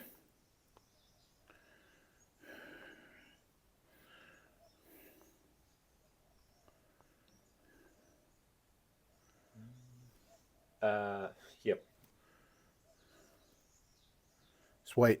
All right, they'll be done later on today, and I'll call you up and you can come past after work if you want. Cool. I'm probably... What's the go? I'll probably be at work for an hour or two, Okay. but I can get them another day. I'll work tomorrow. But Oh, and then you're going, you won't be back? yeah. So I'm not technically working today. I'm just dropping in to do a few things. Oh, okay. But I'll be working all the other days of the week, so I can get them any other day. Well, look, I'll try and get them done within the hour. Text me when you're going out of the area and say, are they ready by any chance? Yep. And then I'll let you know if they're done. I'll try and do them now. All right. All right. pressure, though. Excellent. Thanks, mate. Thanks. Bye. Okay. It's the benefits of walking around with a t-shirt that says your brand. Well, you got 2 customer reactions out of 1. Not bad. Not bad. Now, should I knock those up quickly on this movie for him? I reckon. Because he's going to be gone within the hour. You guys heard all that audio.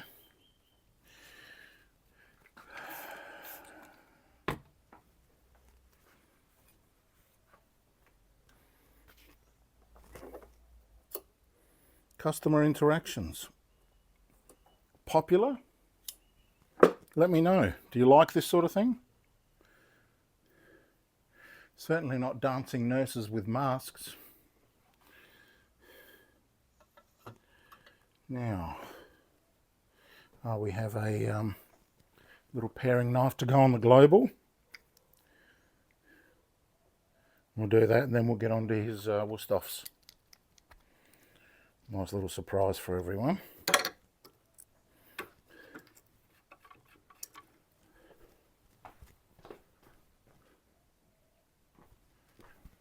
Just have to check, make sure I'm recording. I've done that before. Talked and talked and talked and talked and then forgot. Also, when I'm doing this, I'm checking to make sure I can see the blue light here so that I can, because I've done that before as well. Forgot to hook up the mic and then all you get is silent movies, which some people may think is a bonus.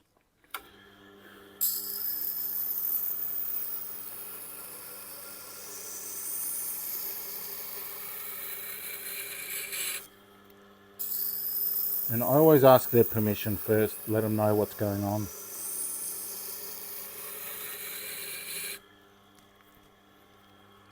Most people don't mind the audio, as long as no names or faces.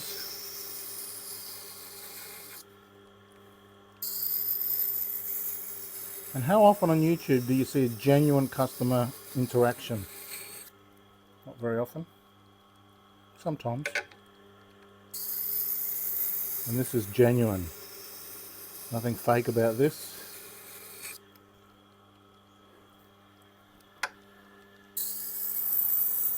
Apparently the new trend is watching long videos that are genuine.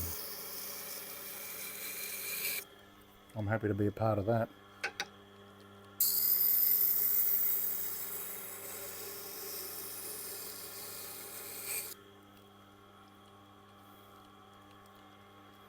This one looks like it's going to be a longer movie. It's okay. My longest movie I think has been 3 hours 15 minutes. But I once had a live session, which is, if you go back to my home page, so just click my my name, iSharpen. Go back to the home page, you'll see several tabs across the top. One of them's called Live. In there is a 6-hour live session. So if you want to watch me on the TV while you're doing your housework or something like that, that's another option for you. Not sure on the quality of that one though. Hopefully I'm getting better on the qualities. Thinking of doing a course on how to film on your smartphone better. It's only 48 bucks. I should do it, eh? You deserve it. How to edit on the proper big desktop editors. Whew. Do I dare go pro? In my dreams, I have multiple GoPros set up everywhere. So you get the best view of every operation. That'd be nice, wouldn't it? I'm gonna need you to skip a few more ads before we get to that stage though.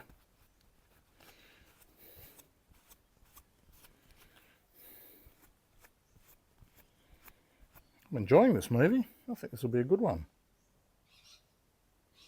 Smooth.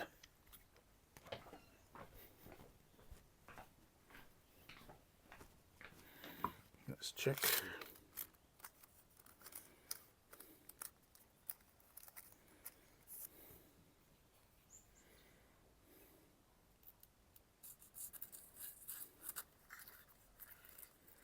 A little bit catchy.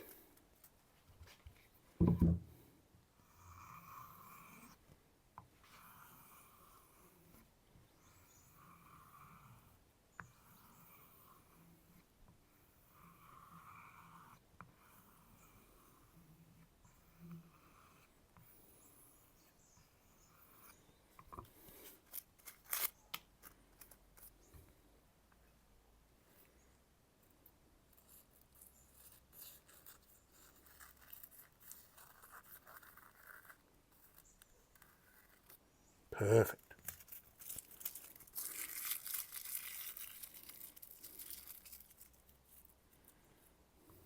No paper.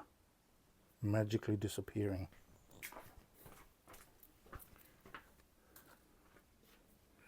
In fact, I'm getting nervous that my paper bin is getting full. I don't want you to see that. Let's get rid of it. I don't want you to be upset.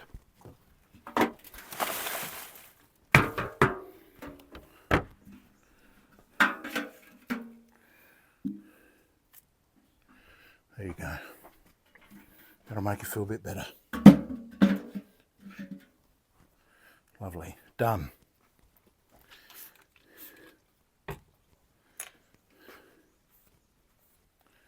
Now, we put a little bit of tape on this one.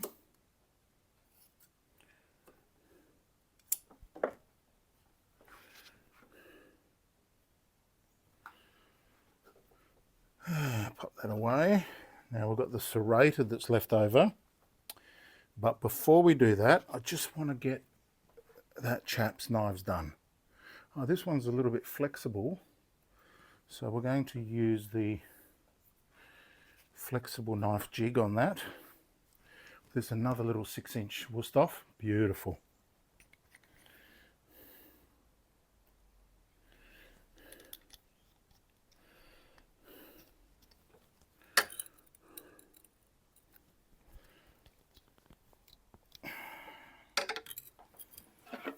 And what angle for the Wusthofs? 32.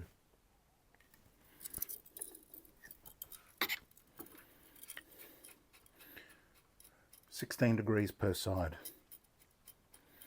I find that it looks fantastic and performs fantastic as well. Because, you know, as they say, a knife can last 15 seconds or 15 years. Depends how you treat it.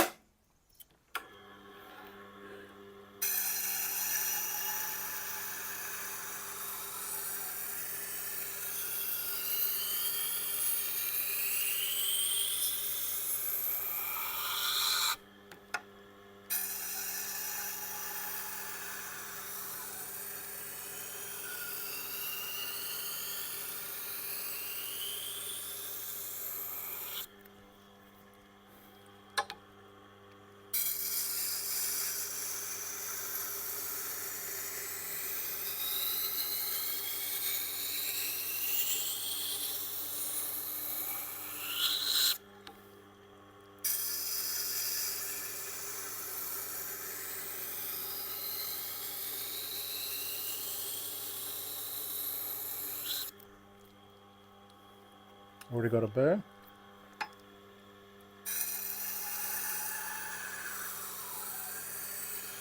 So now I'm giving it the Irish.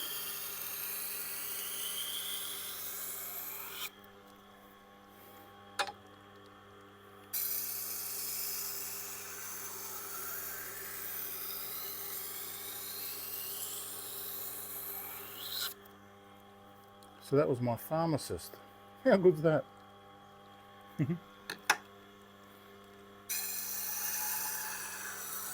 Always be ready to give out a fridge magnet or a card.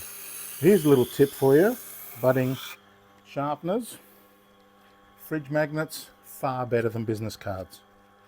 They're more expensive, but people keep them. Far better.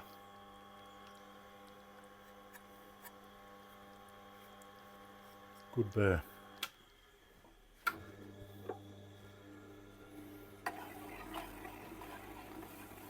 And my fridge magnet is very simple.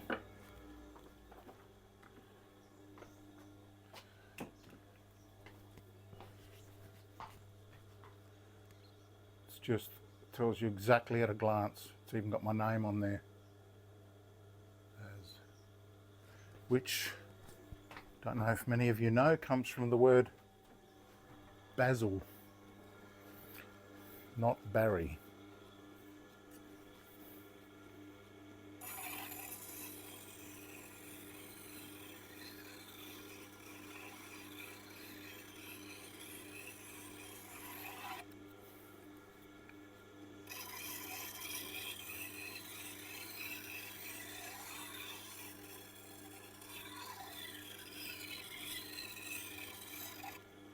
The Z comes from me trying to be hip and modern. that's modern and hip.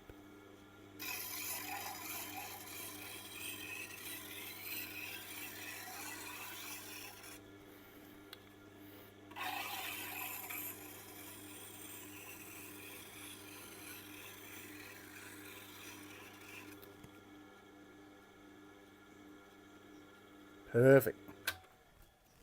Now I'm going to show you this bevel so you can see what a 32 looks like, and you'll see that it looks proper, it looks correct.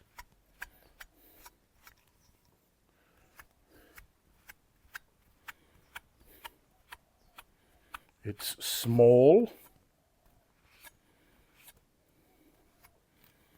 and if I say so myself, I hit that bolster perfectly. Have a look at this. Beautiful tip. Look at that bolster finish. Oh, magnificent. This side. See, that looks correct, doesn't it? That's a nice size bevel. And look at that bolster finish. Oh, just a work of art. A work of art. Right, let's see how it cuts.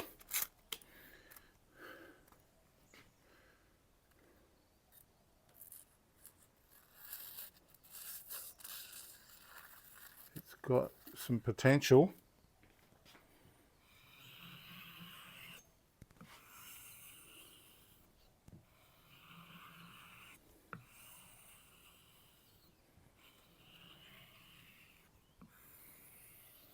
I'm trying to stay on the bevel. I can feel when I'm on the bevel.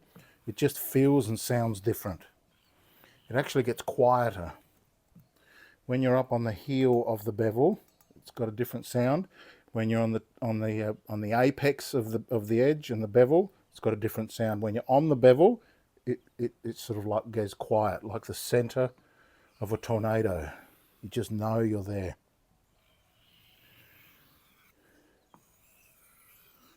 And then lightly, a couple on the suede, very lightly, like that lightly, just nothing. Let's see.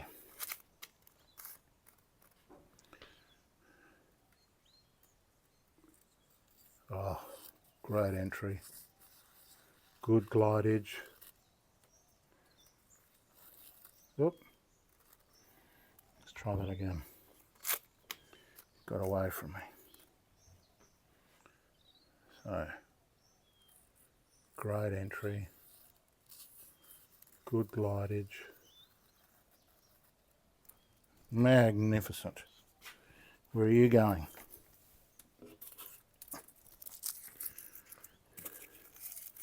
So that's one done.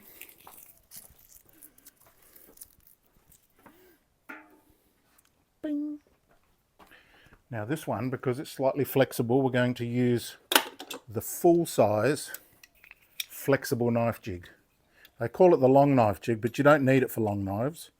You need it for flexible knives.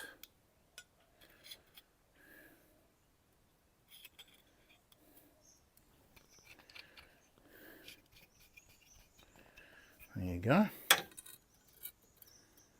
Nice. 32.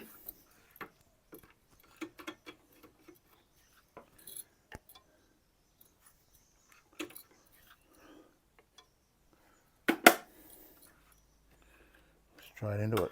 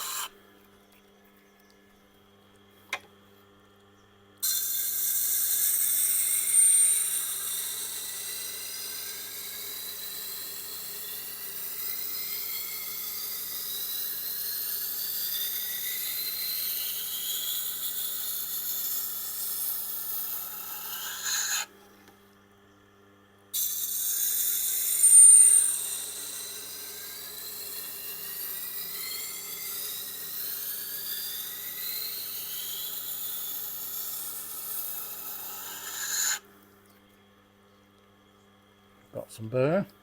I'll just give it the Irish.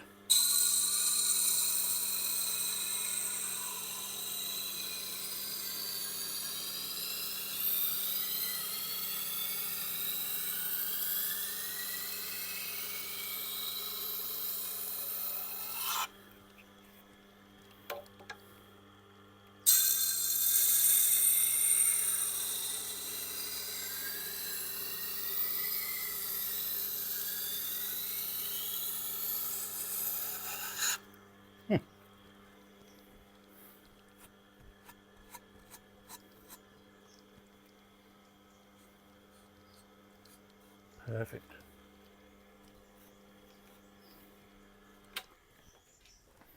And look at that burr. Sorry, that bevel. Doesn't that look correct? See? Not too big and garish. Look at that bolster ending. Oh, magnificent. Beautiful. Beautiful tip. Nice.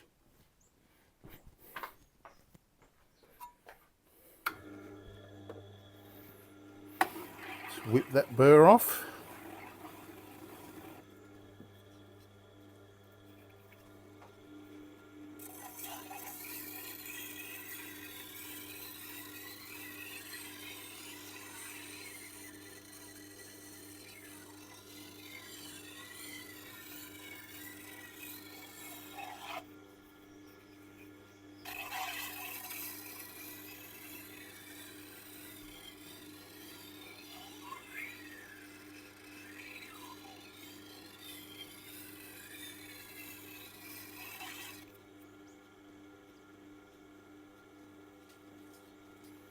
Few little catches.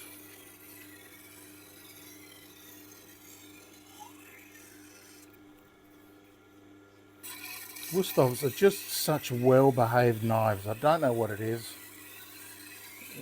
but they just perform fantastically in sharpening. You know, other knives don't perform as well as these. They take an edge beautifully. They're just made fantastically. I don't know.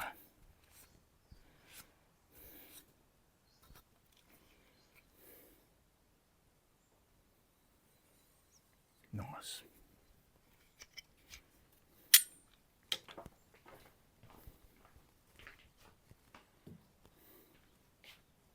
Well, let's test it first. How far off are we?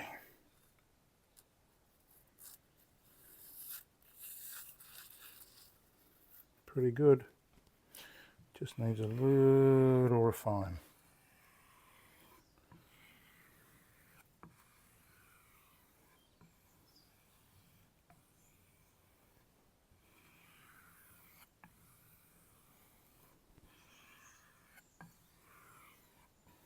That's all. Let's see how we go. Oh, nice entry. Oh, bit catchy there, but good glidage for the rest. Just give it a little bit maybe on the ridges, if I can catch that catch. You know, I like having you guys along for my work day. Now, what speed are you watching me at? 1x or 1.5 or even 2x? I sound like a chipmunk.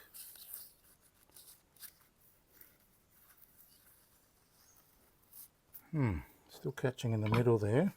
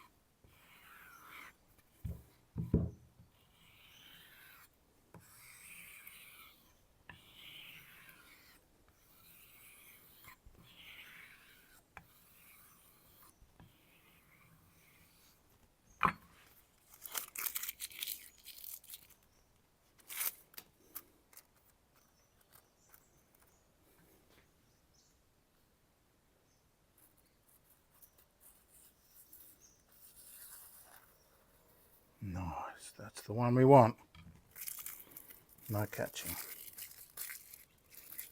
All right, they're done. I'm going to send him a message and tell him he can come pick them up. Two beautiful Wusthofs, classics. Nice.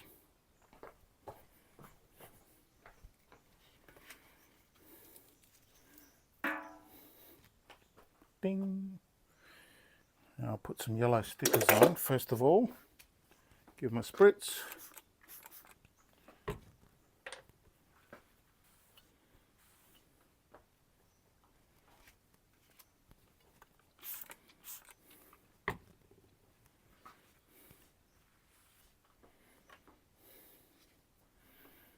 Couple of yellow stickers.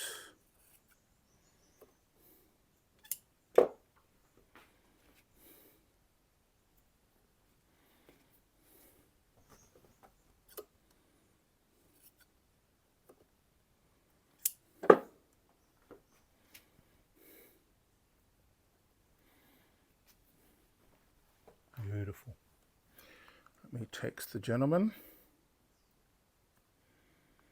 Oh, somebody mentioned that they laughed at my video. Which video?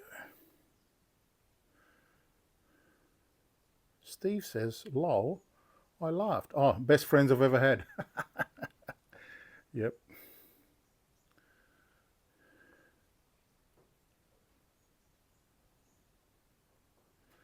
We'll get to James's comment later.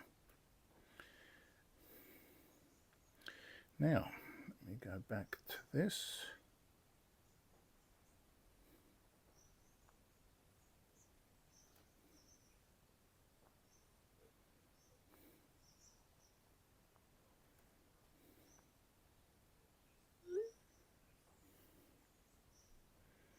Beautiful.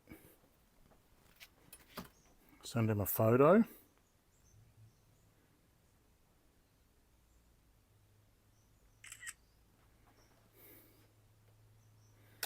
No, I won't send him a photo.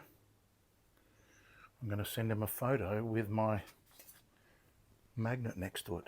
Better.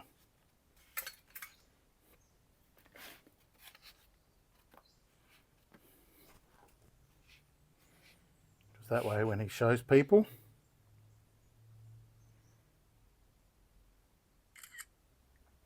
we get free advertising. See?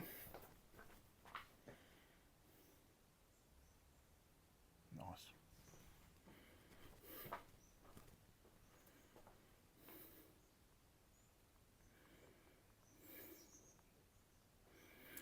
No hurry. Ready when you are. All right, that's that done. Now, you know what else? I feel like I'm on a roll.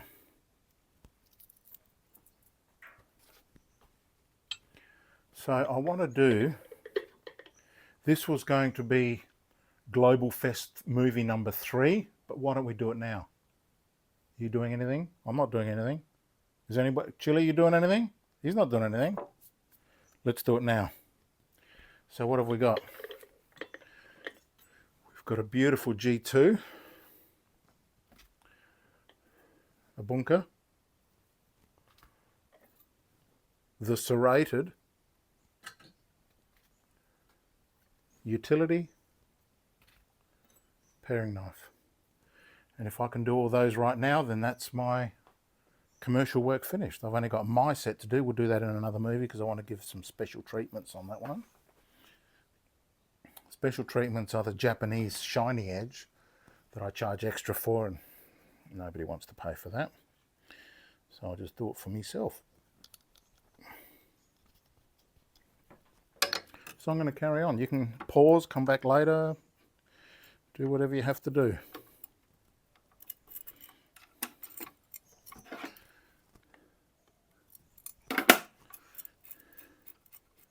Now, do I do these at 32 or 30? I think 30. We'll match, make sure they match everybody's knives. All the Global's done at 30. Beautiful.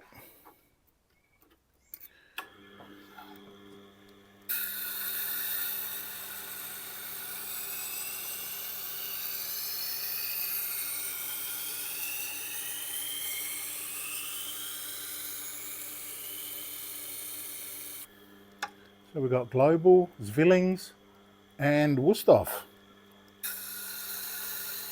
The quality sets of knives.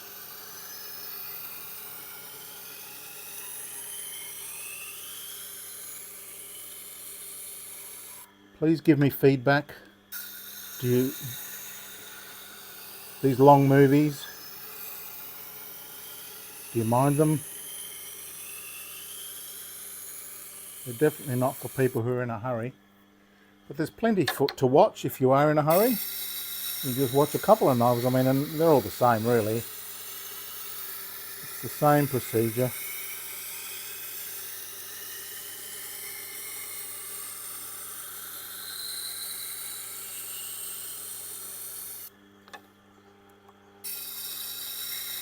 It's not like Ray Shoesmith is chasing us.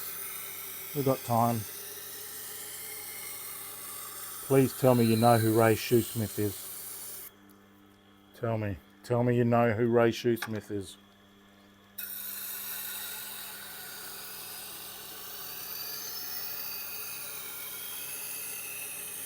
If you don't know Ray Shoesmith, you should look him up.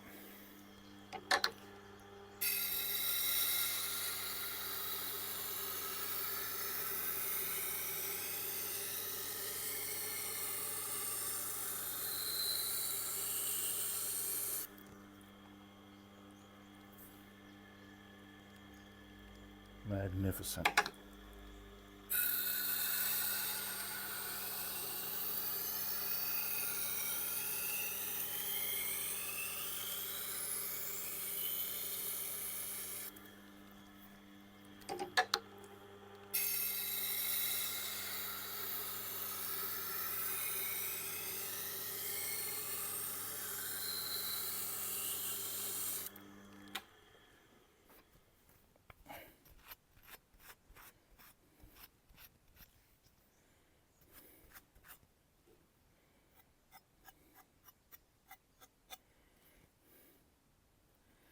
A little bit more tip.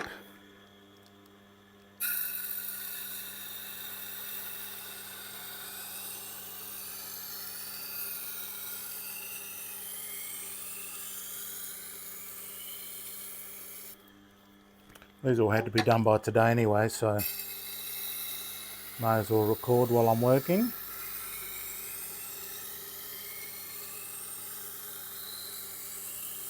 Because I feel like you're sitting right there on the waiting room chair. I'll show you. There it is. Oh, there's chili. And this is how many Baz knives I have left. Nearly sold. Well, you know, by nearly I mean not nearly.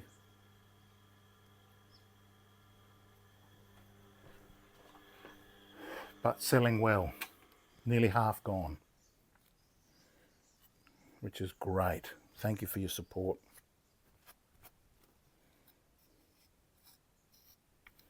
Baz knife, good knife, buy one. Support the channel.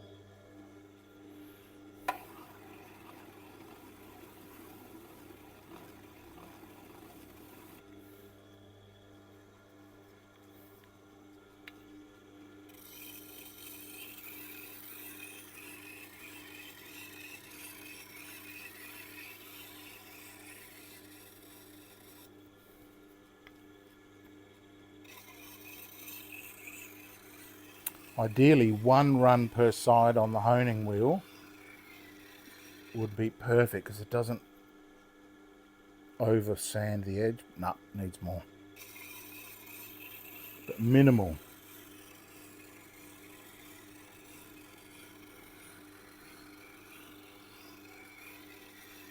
Biggest mistake I think is over honing.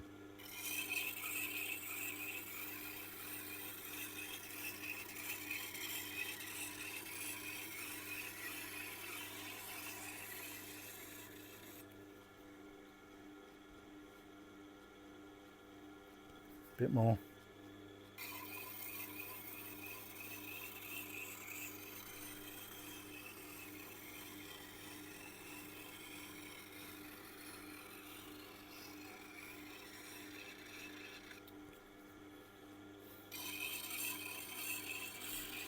So you're still watching, eh? That's amazing.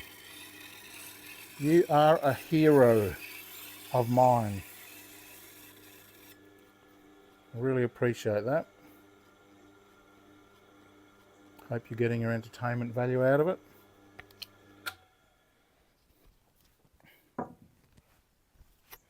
And one of the reasons that I keep the knife on the clamp is also it's easier to hold. You know, you have much easier to hold the knife than to try and fiddle with it off the clamp. And if I see any little nicks or anything I missed, I can just go straight back onto the wheel without having to measure again. Although measuring is not really that much of a drama. Only takes me a second with my old style angle finder. Not much for new things unless they're going to make my life easier or quicker. And that one definitely doesn't. The new one, I mean. Maybe good for those who have multiple wheels, but I don't. And I never go from one wheel to another. Alright, let's have a look.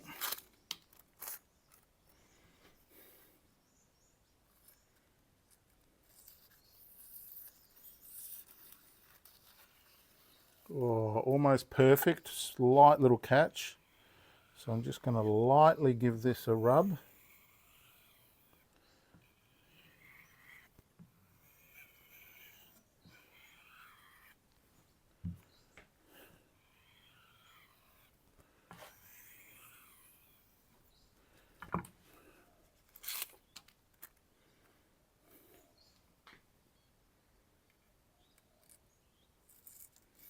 Great entry.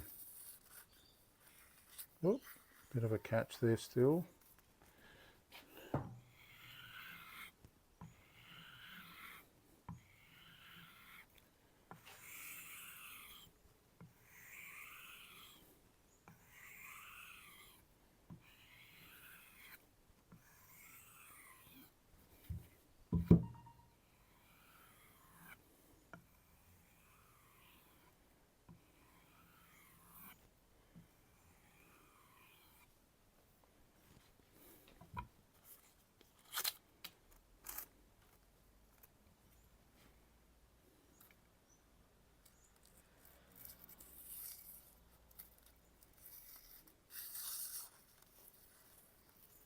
Hmm.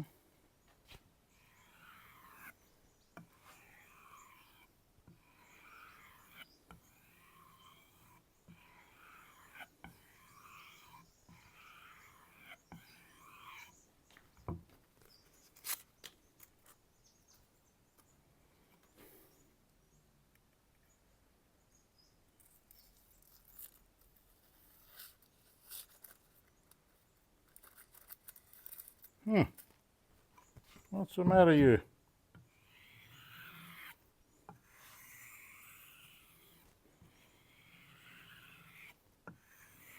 Little piece of burr coming out. Getting stuck.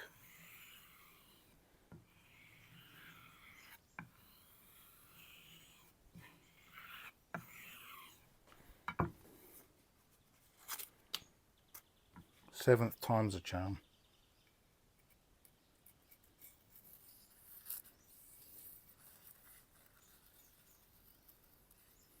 Nice.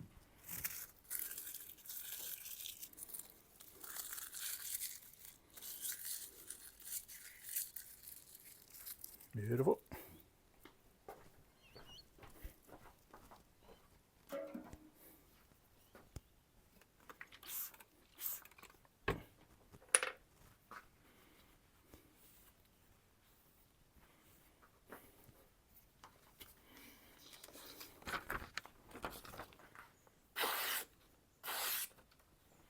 Beautiful.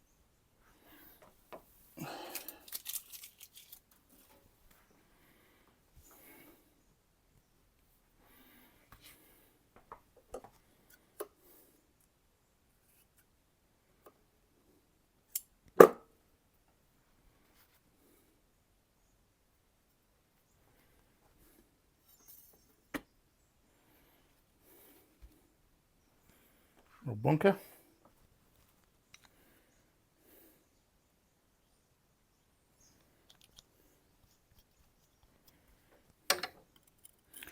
These movies are all recorded in 4K, but it takes about 87 years to upload 4K, let alone to render it. So I don't upload them in 4K, but instead to 1080p. So hopefully the quality is still good enough.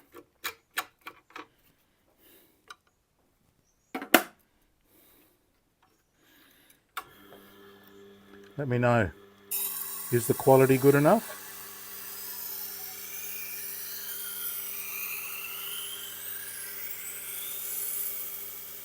You know what I've just remembered? It takes the battery out of it. So let me just make sure that I've got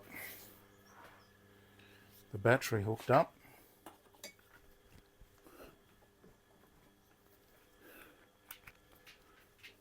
So we don't run out of battery. Ooh, okay, I have plenty left, 51%. Because I've done that before too. I've gone to turn the camera off after a big session. I found the screen to be black.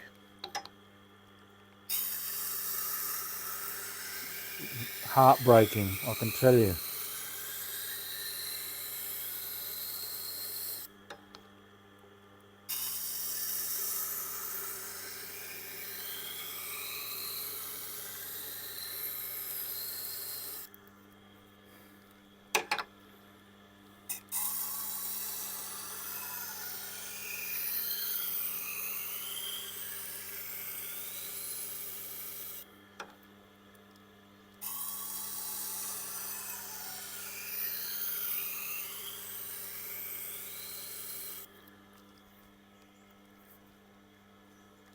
Done.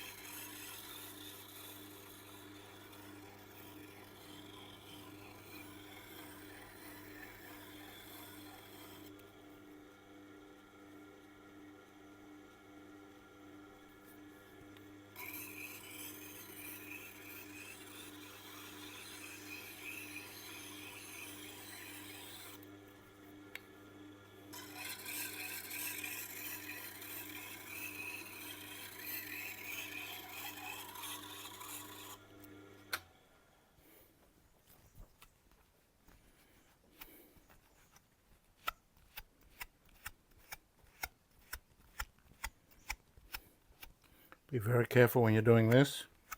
Easy to cut yourself. Ask me how I know.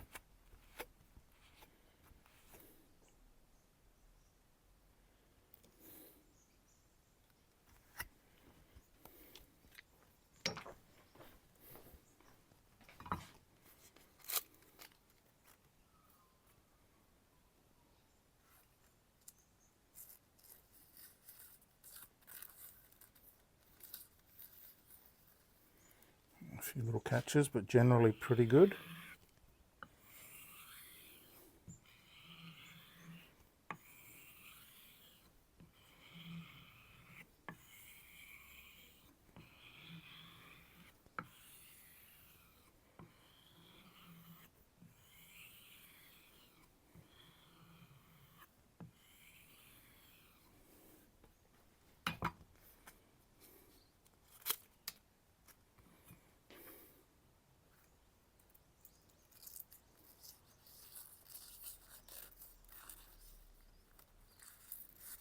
Nope.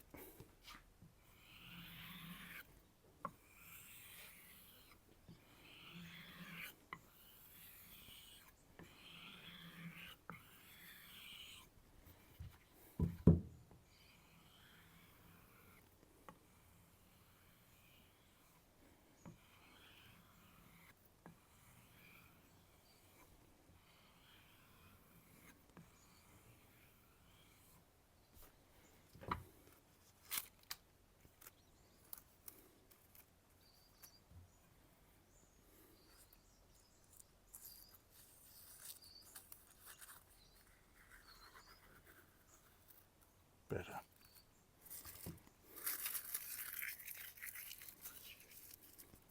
All right.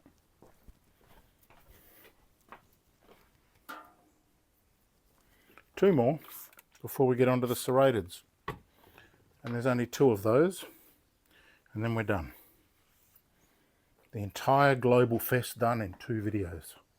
It was going to be 4. Well, it still could be 4.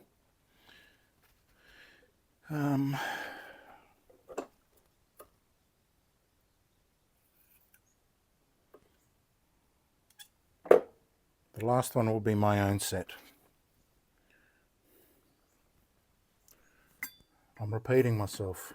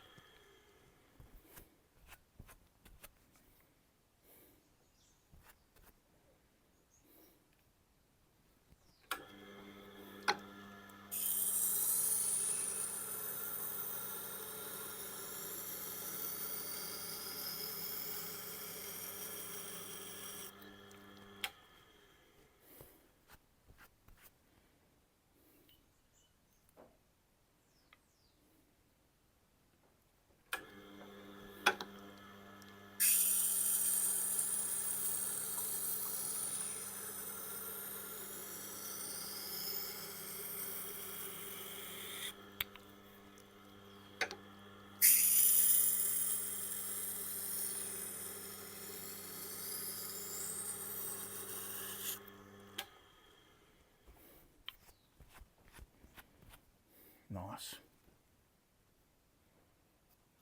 Good burr. Maybe a little bit more on this side.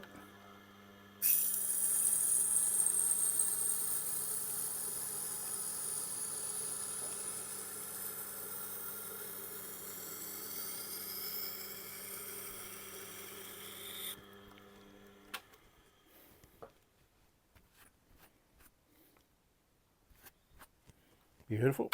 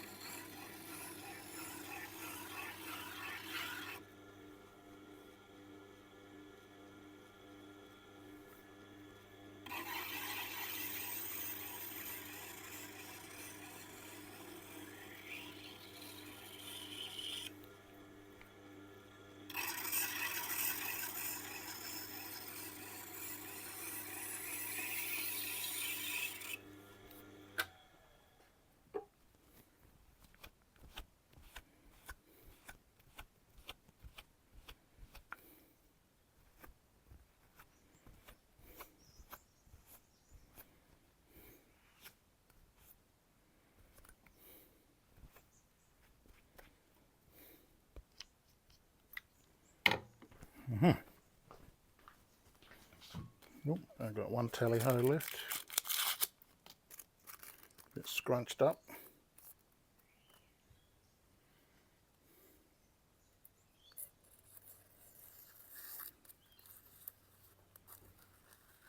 You know what, that's pretty good.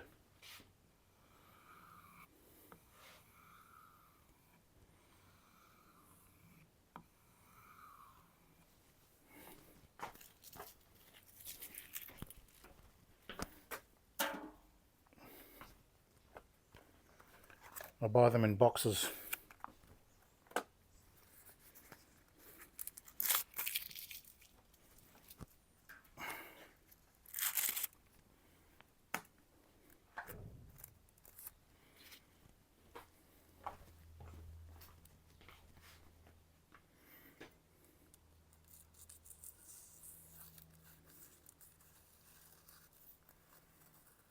Nice. Hope you're getting all these, are you? Yep.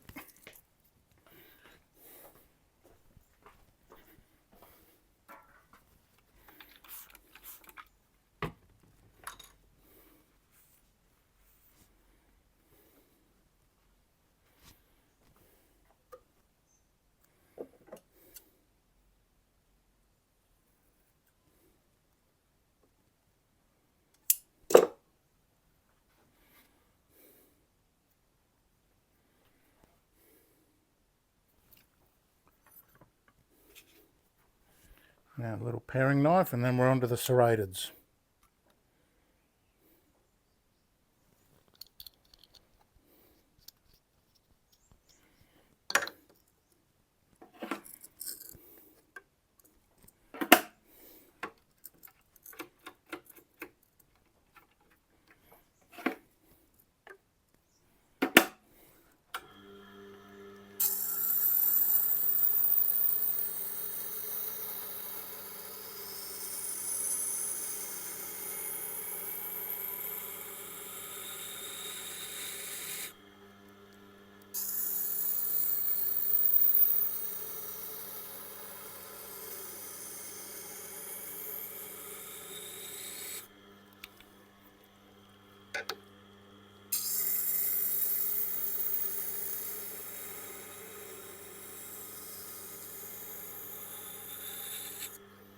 So when I'm not abusing it, this blackstone is holding up very well.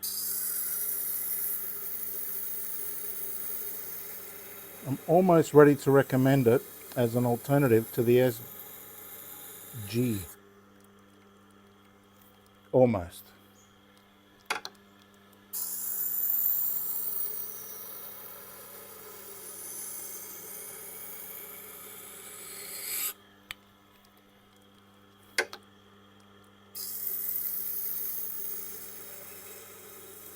But as you can see, it's well capable of sharpening knives.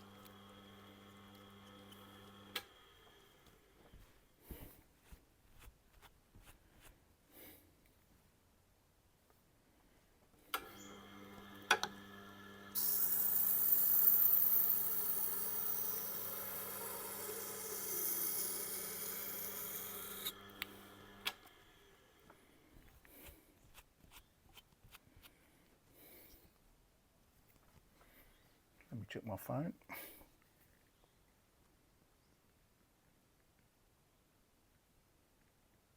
Oh, just sold another Baz knife. That's cool. Well, I'll be wrapping and sending that off today. You guys are so fantastic. Everyone who's bought one, except for one guy, he wasn't super impressed. But everyone except for him, I don't know what his problem was, has loved the Baz knife. So that's a score of 70-1. Not bad.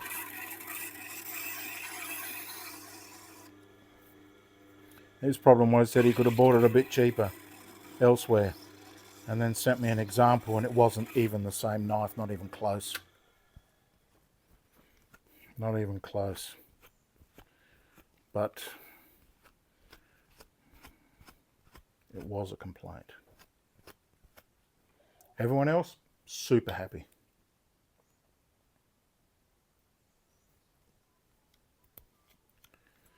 All right.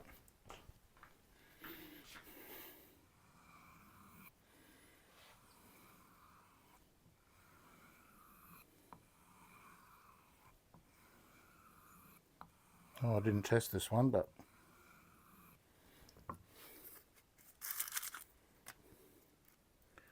suede is pretty harmless.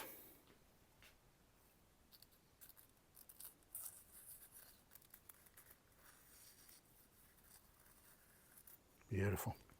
Beautiful. All right. Now the serrateds.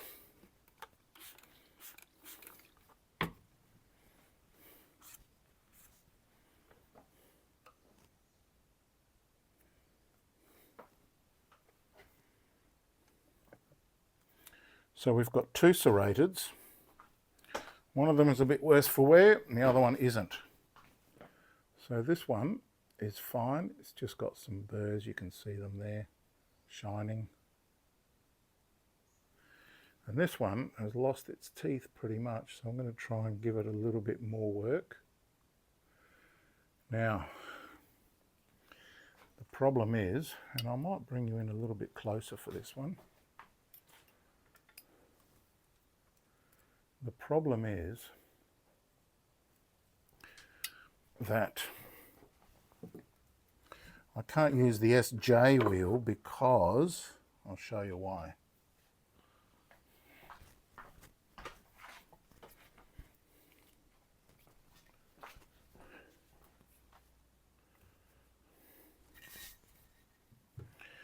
It's already too rounded off. See, these corners are too much rounded, too much roundage. Whereas this one, the Sun Tiger, has got nice sharp corners, so I'll be able to get into those little burrs, those little coves. Right, so take this counterweight off. This is just a counterweight. And I'm going to put on, well, now this has got a few little breaks on the edges.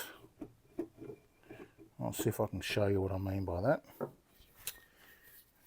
Here. See that? Right, and that'll make a bump.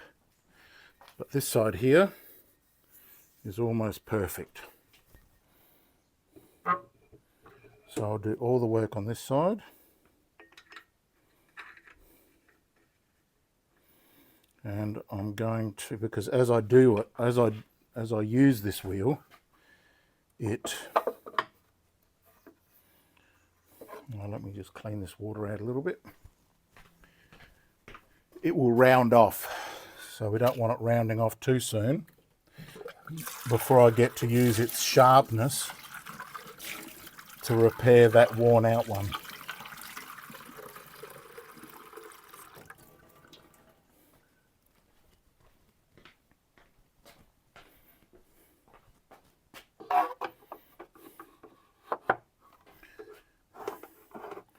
Right, now this soaks up an incredible amount of water, which is weird.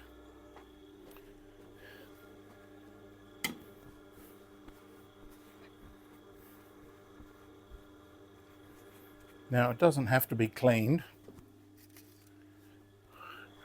because this loads up pretty quickly, but I'll clean it anyway because it looks better.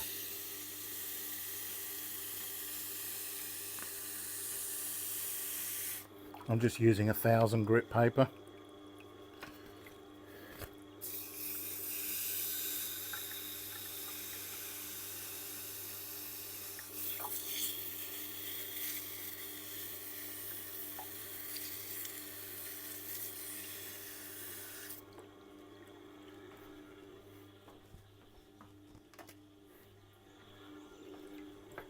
Nope, out of water.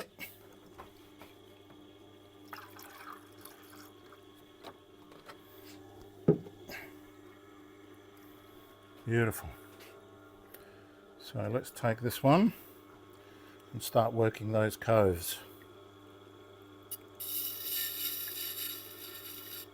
Can you see that? Let's bring you in a bit closer.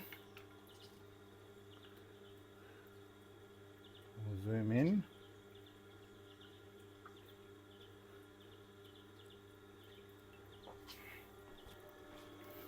So I'm rocking it a little bit. And pausing on the tip.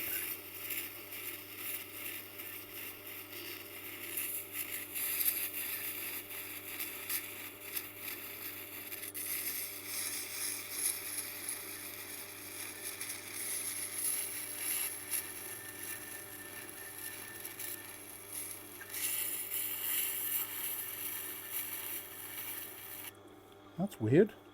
It's like steam coming off.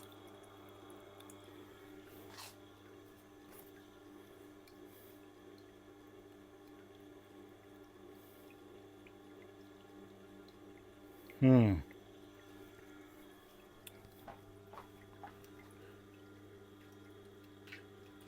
can see those first few that I've done, the silver tops.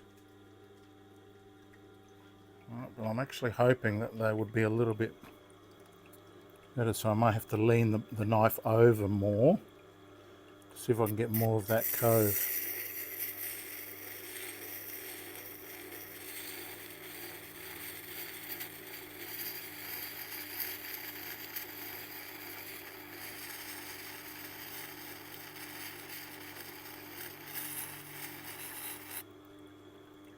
Bit more water.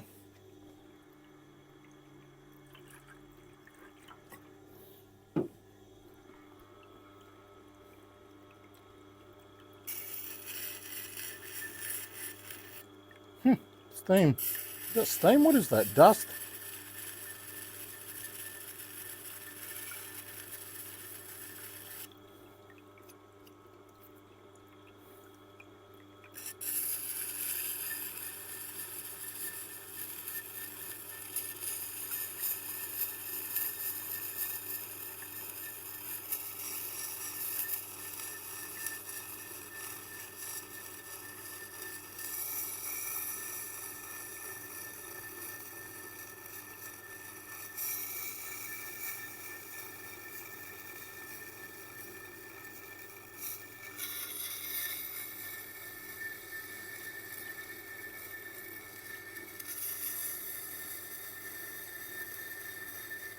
That looks funny.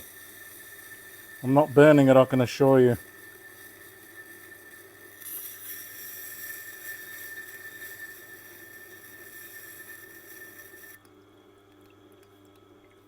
Get those fumes into your baz. Okay, that's good. I'm building new coves.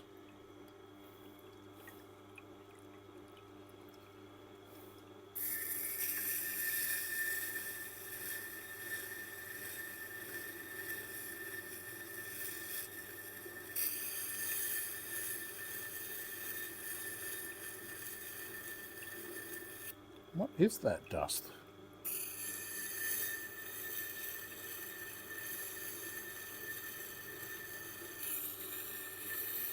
Could it be steam?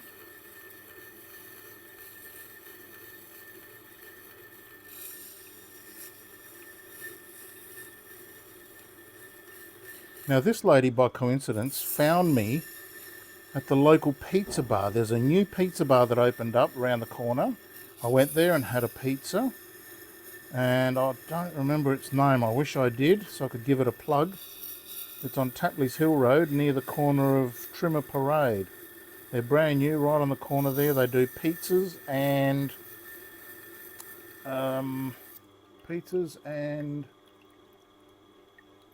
palmies. Pizza and palmies, sort of like a schnitzel. And I asked them if I could leave my magnets on the counter a stack. And the guy said, sure. So I did, and she found me. So now I'm making more off this job than the pizza cost me. How about that? And it was a fantastic pizza. So if you're in Adelaide, corner of Trimmer Parade and Tapley's Hill Road, near there is a fantastic new pizza bar.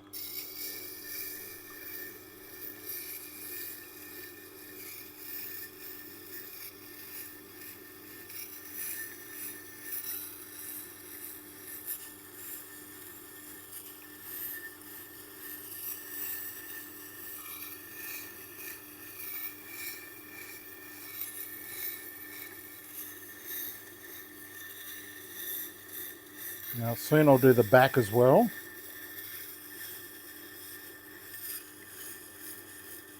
This smells like steam. I think this is steam. I've never had steam come off the wheel before. That's fascinating. Now you'd think I'd be overheating it, but I feel no heat there at all.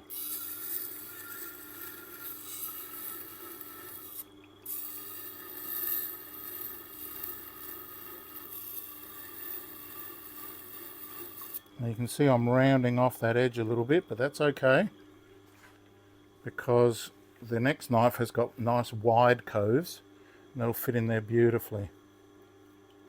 Feels prickly.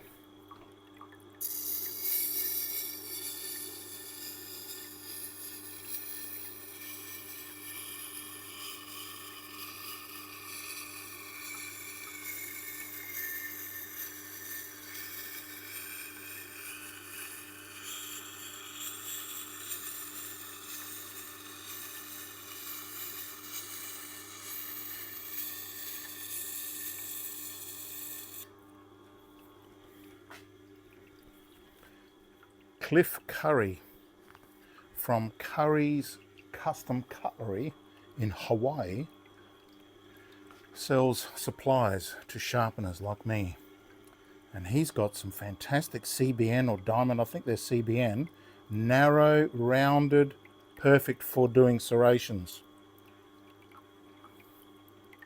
So go and visit his website. And Paul from Alexandria Knife Sharpening and Laser, he's just bought a set. He just put out a video talking about them. So go and visit and support those lads.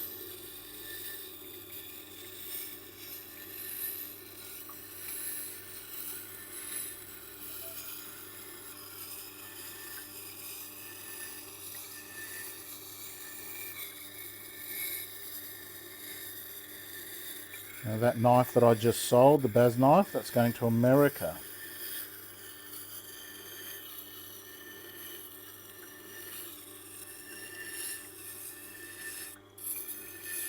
And they just keep winning lately.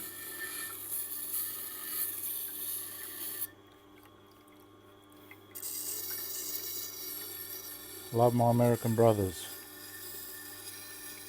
If you're watching this from America, love your guts.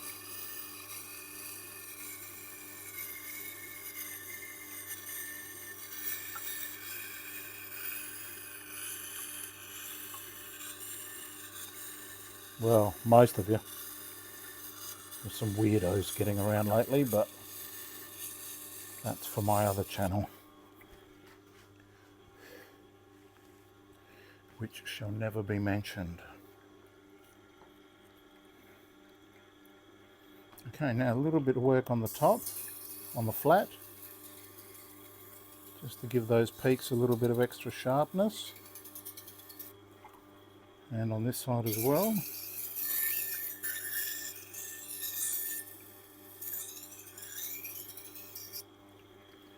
And then I'm going to hit it on the kangaroo to drop a little bit. We'll bring you over here. Just move this out of the way. And I'm going to use the rounded, the rounded edges there.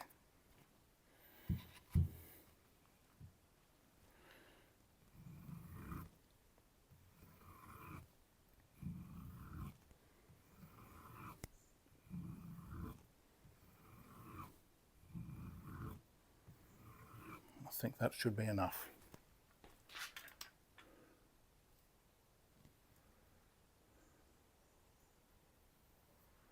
Let's see if that worked.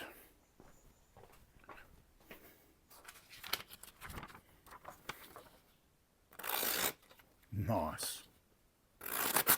Oop.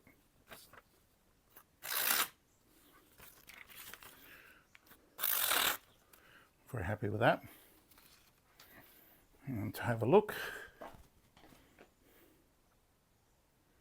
can see that they're all half decent coves now. Now, just for comparison, that knife used to look like this. Okay.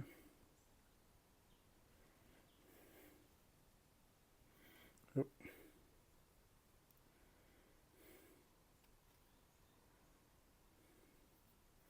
No, actually these are opposite knives. This one's got the coves on this side, that one's got on that side. That's interesting. So, that one's done. Now let's do this one. Zoom you in again.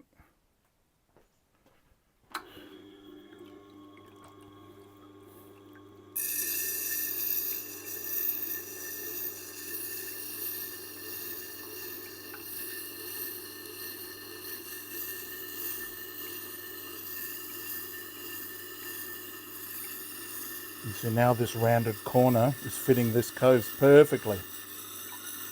So that was done in the correct order.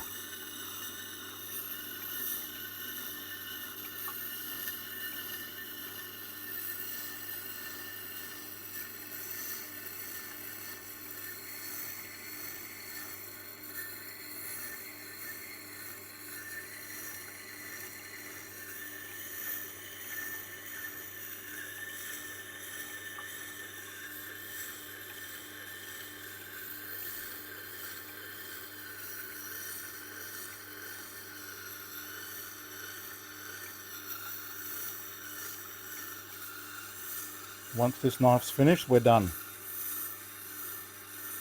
Congratulations for hanging in this far.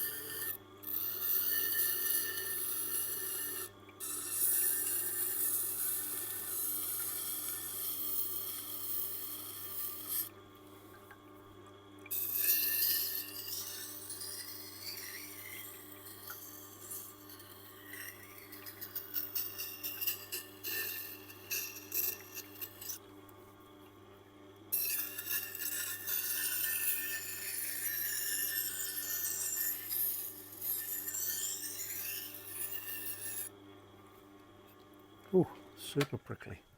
Let's come back out again. Oh, there's chili.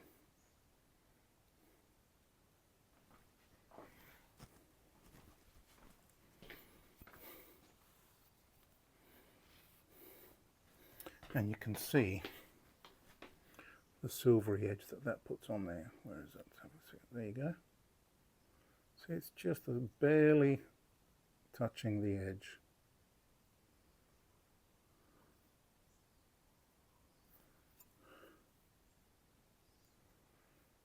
See if we can get that reflection there. Silvery edge, that was all done on that 4000 wheel.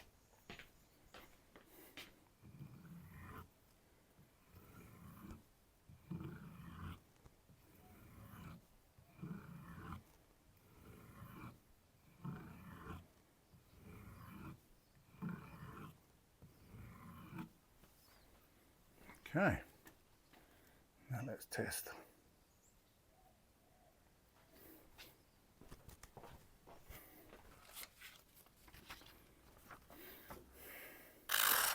Oh, magnificent. Oh, that's the wrong way.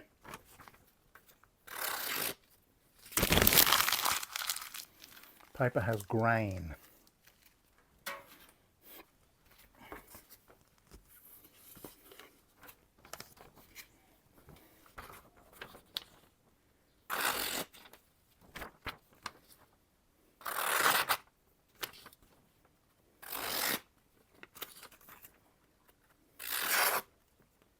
Happy with that.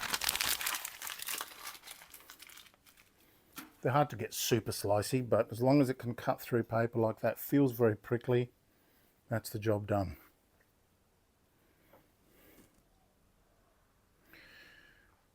We're finished. That's all done.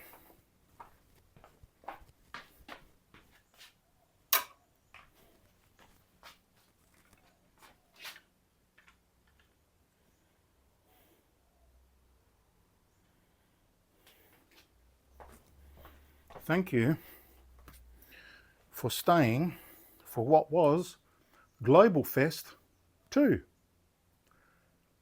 And I hope you enjoyed that. I did.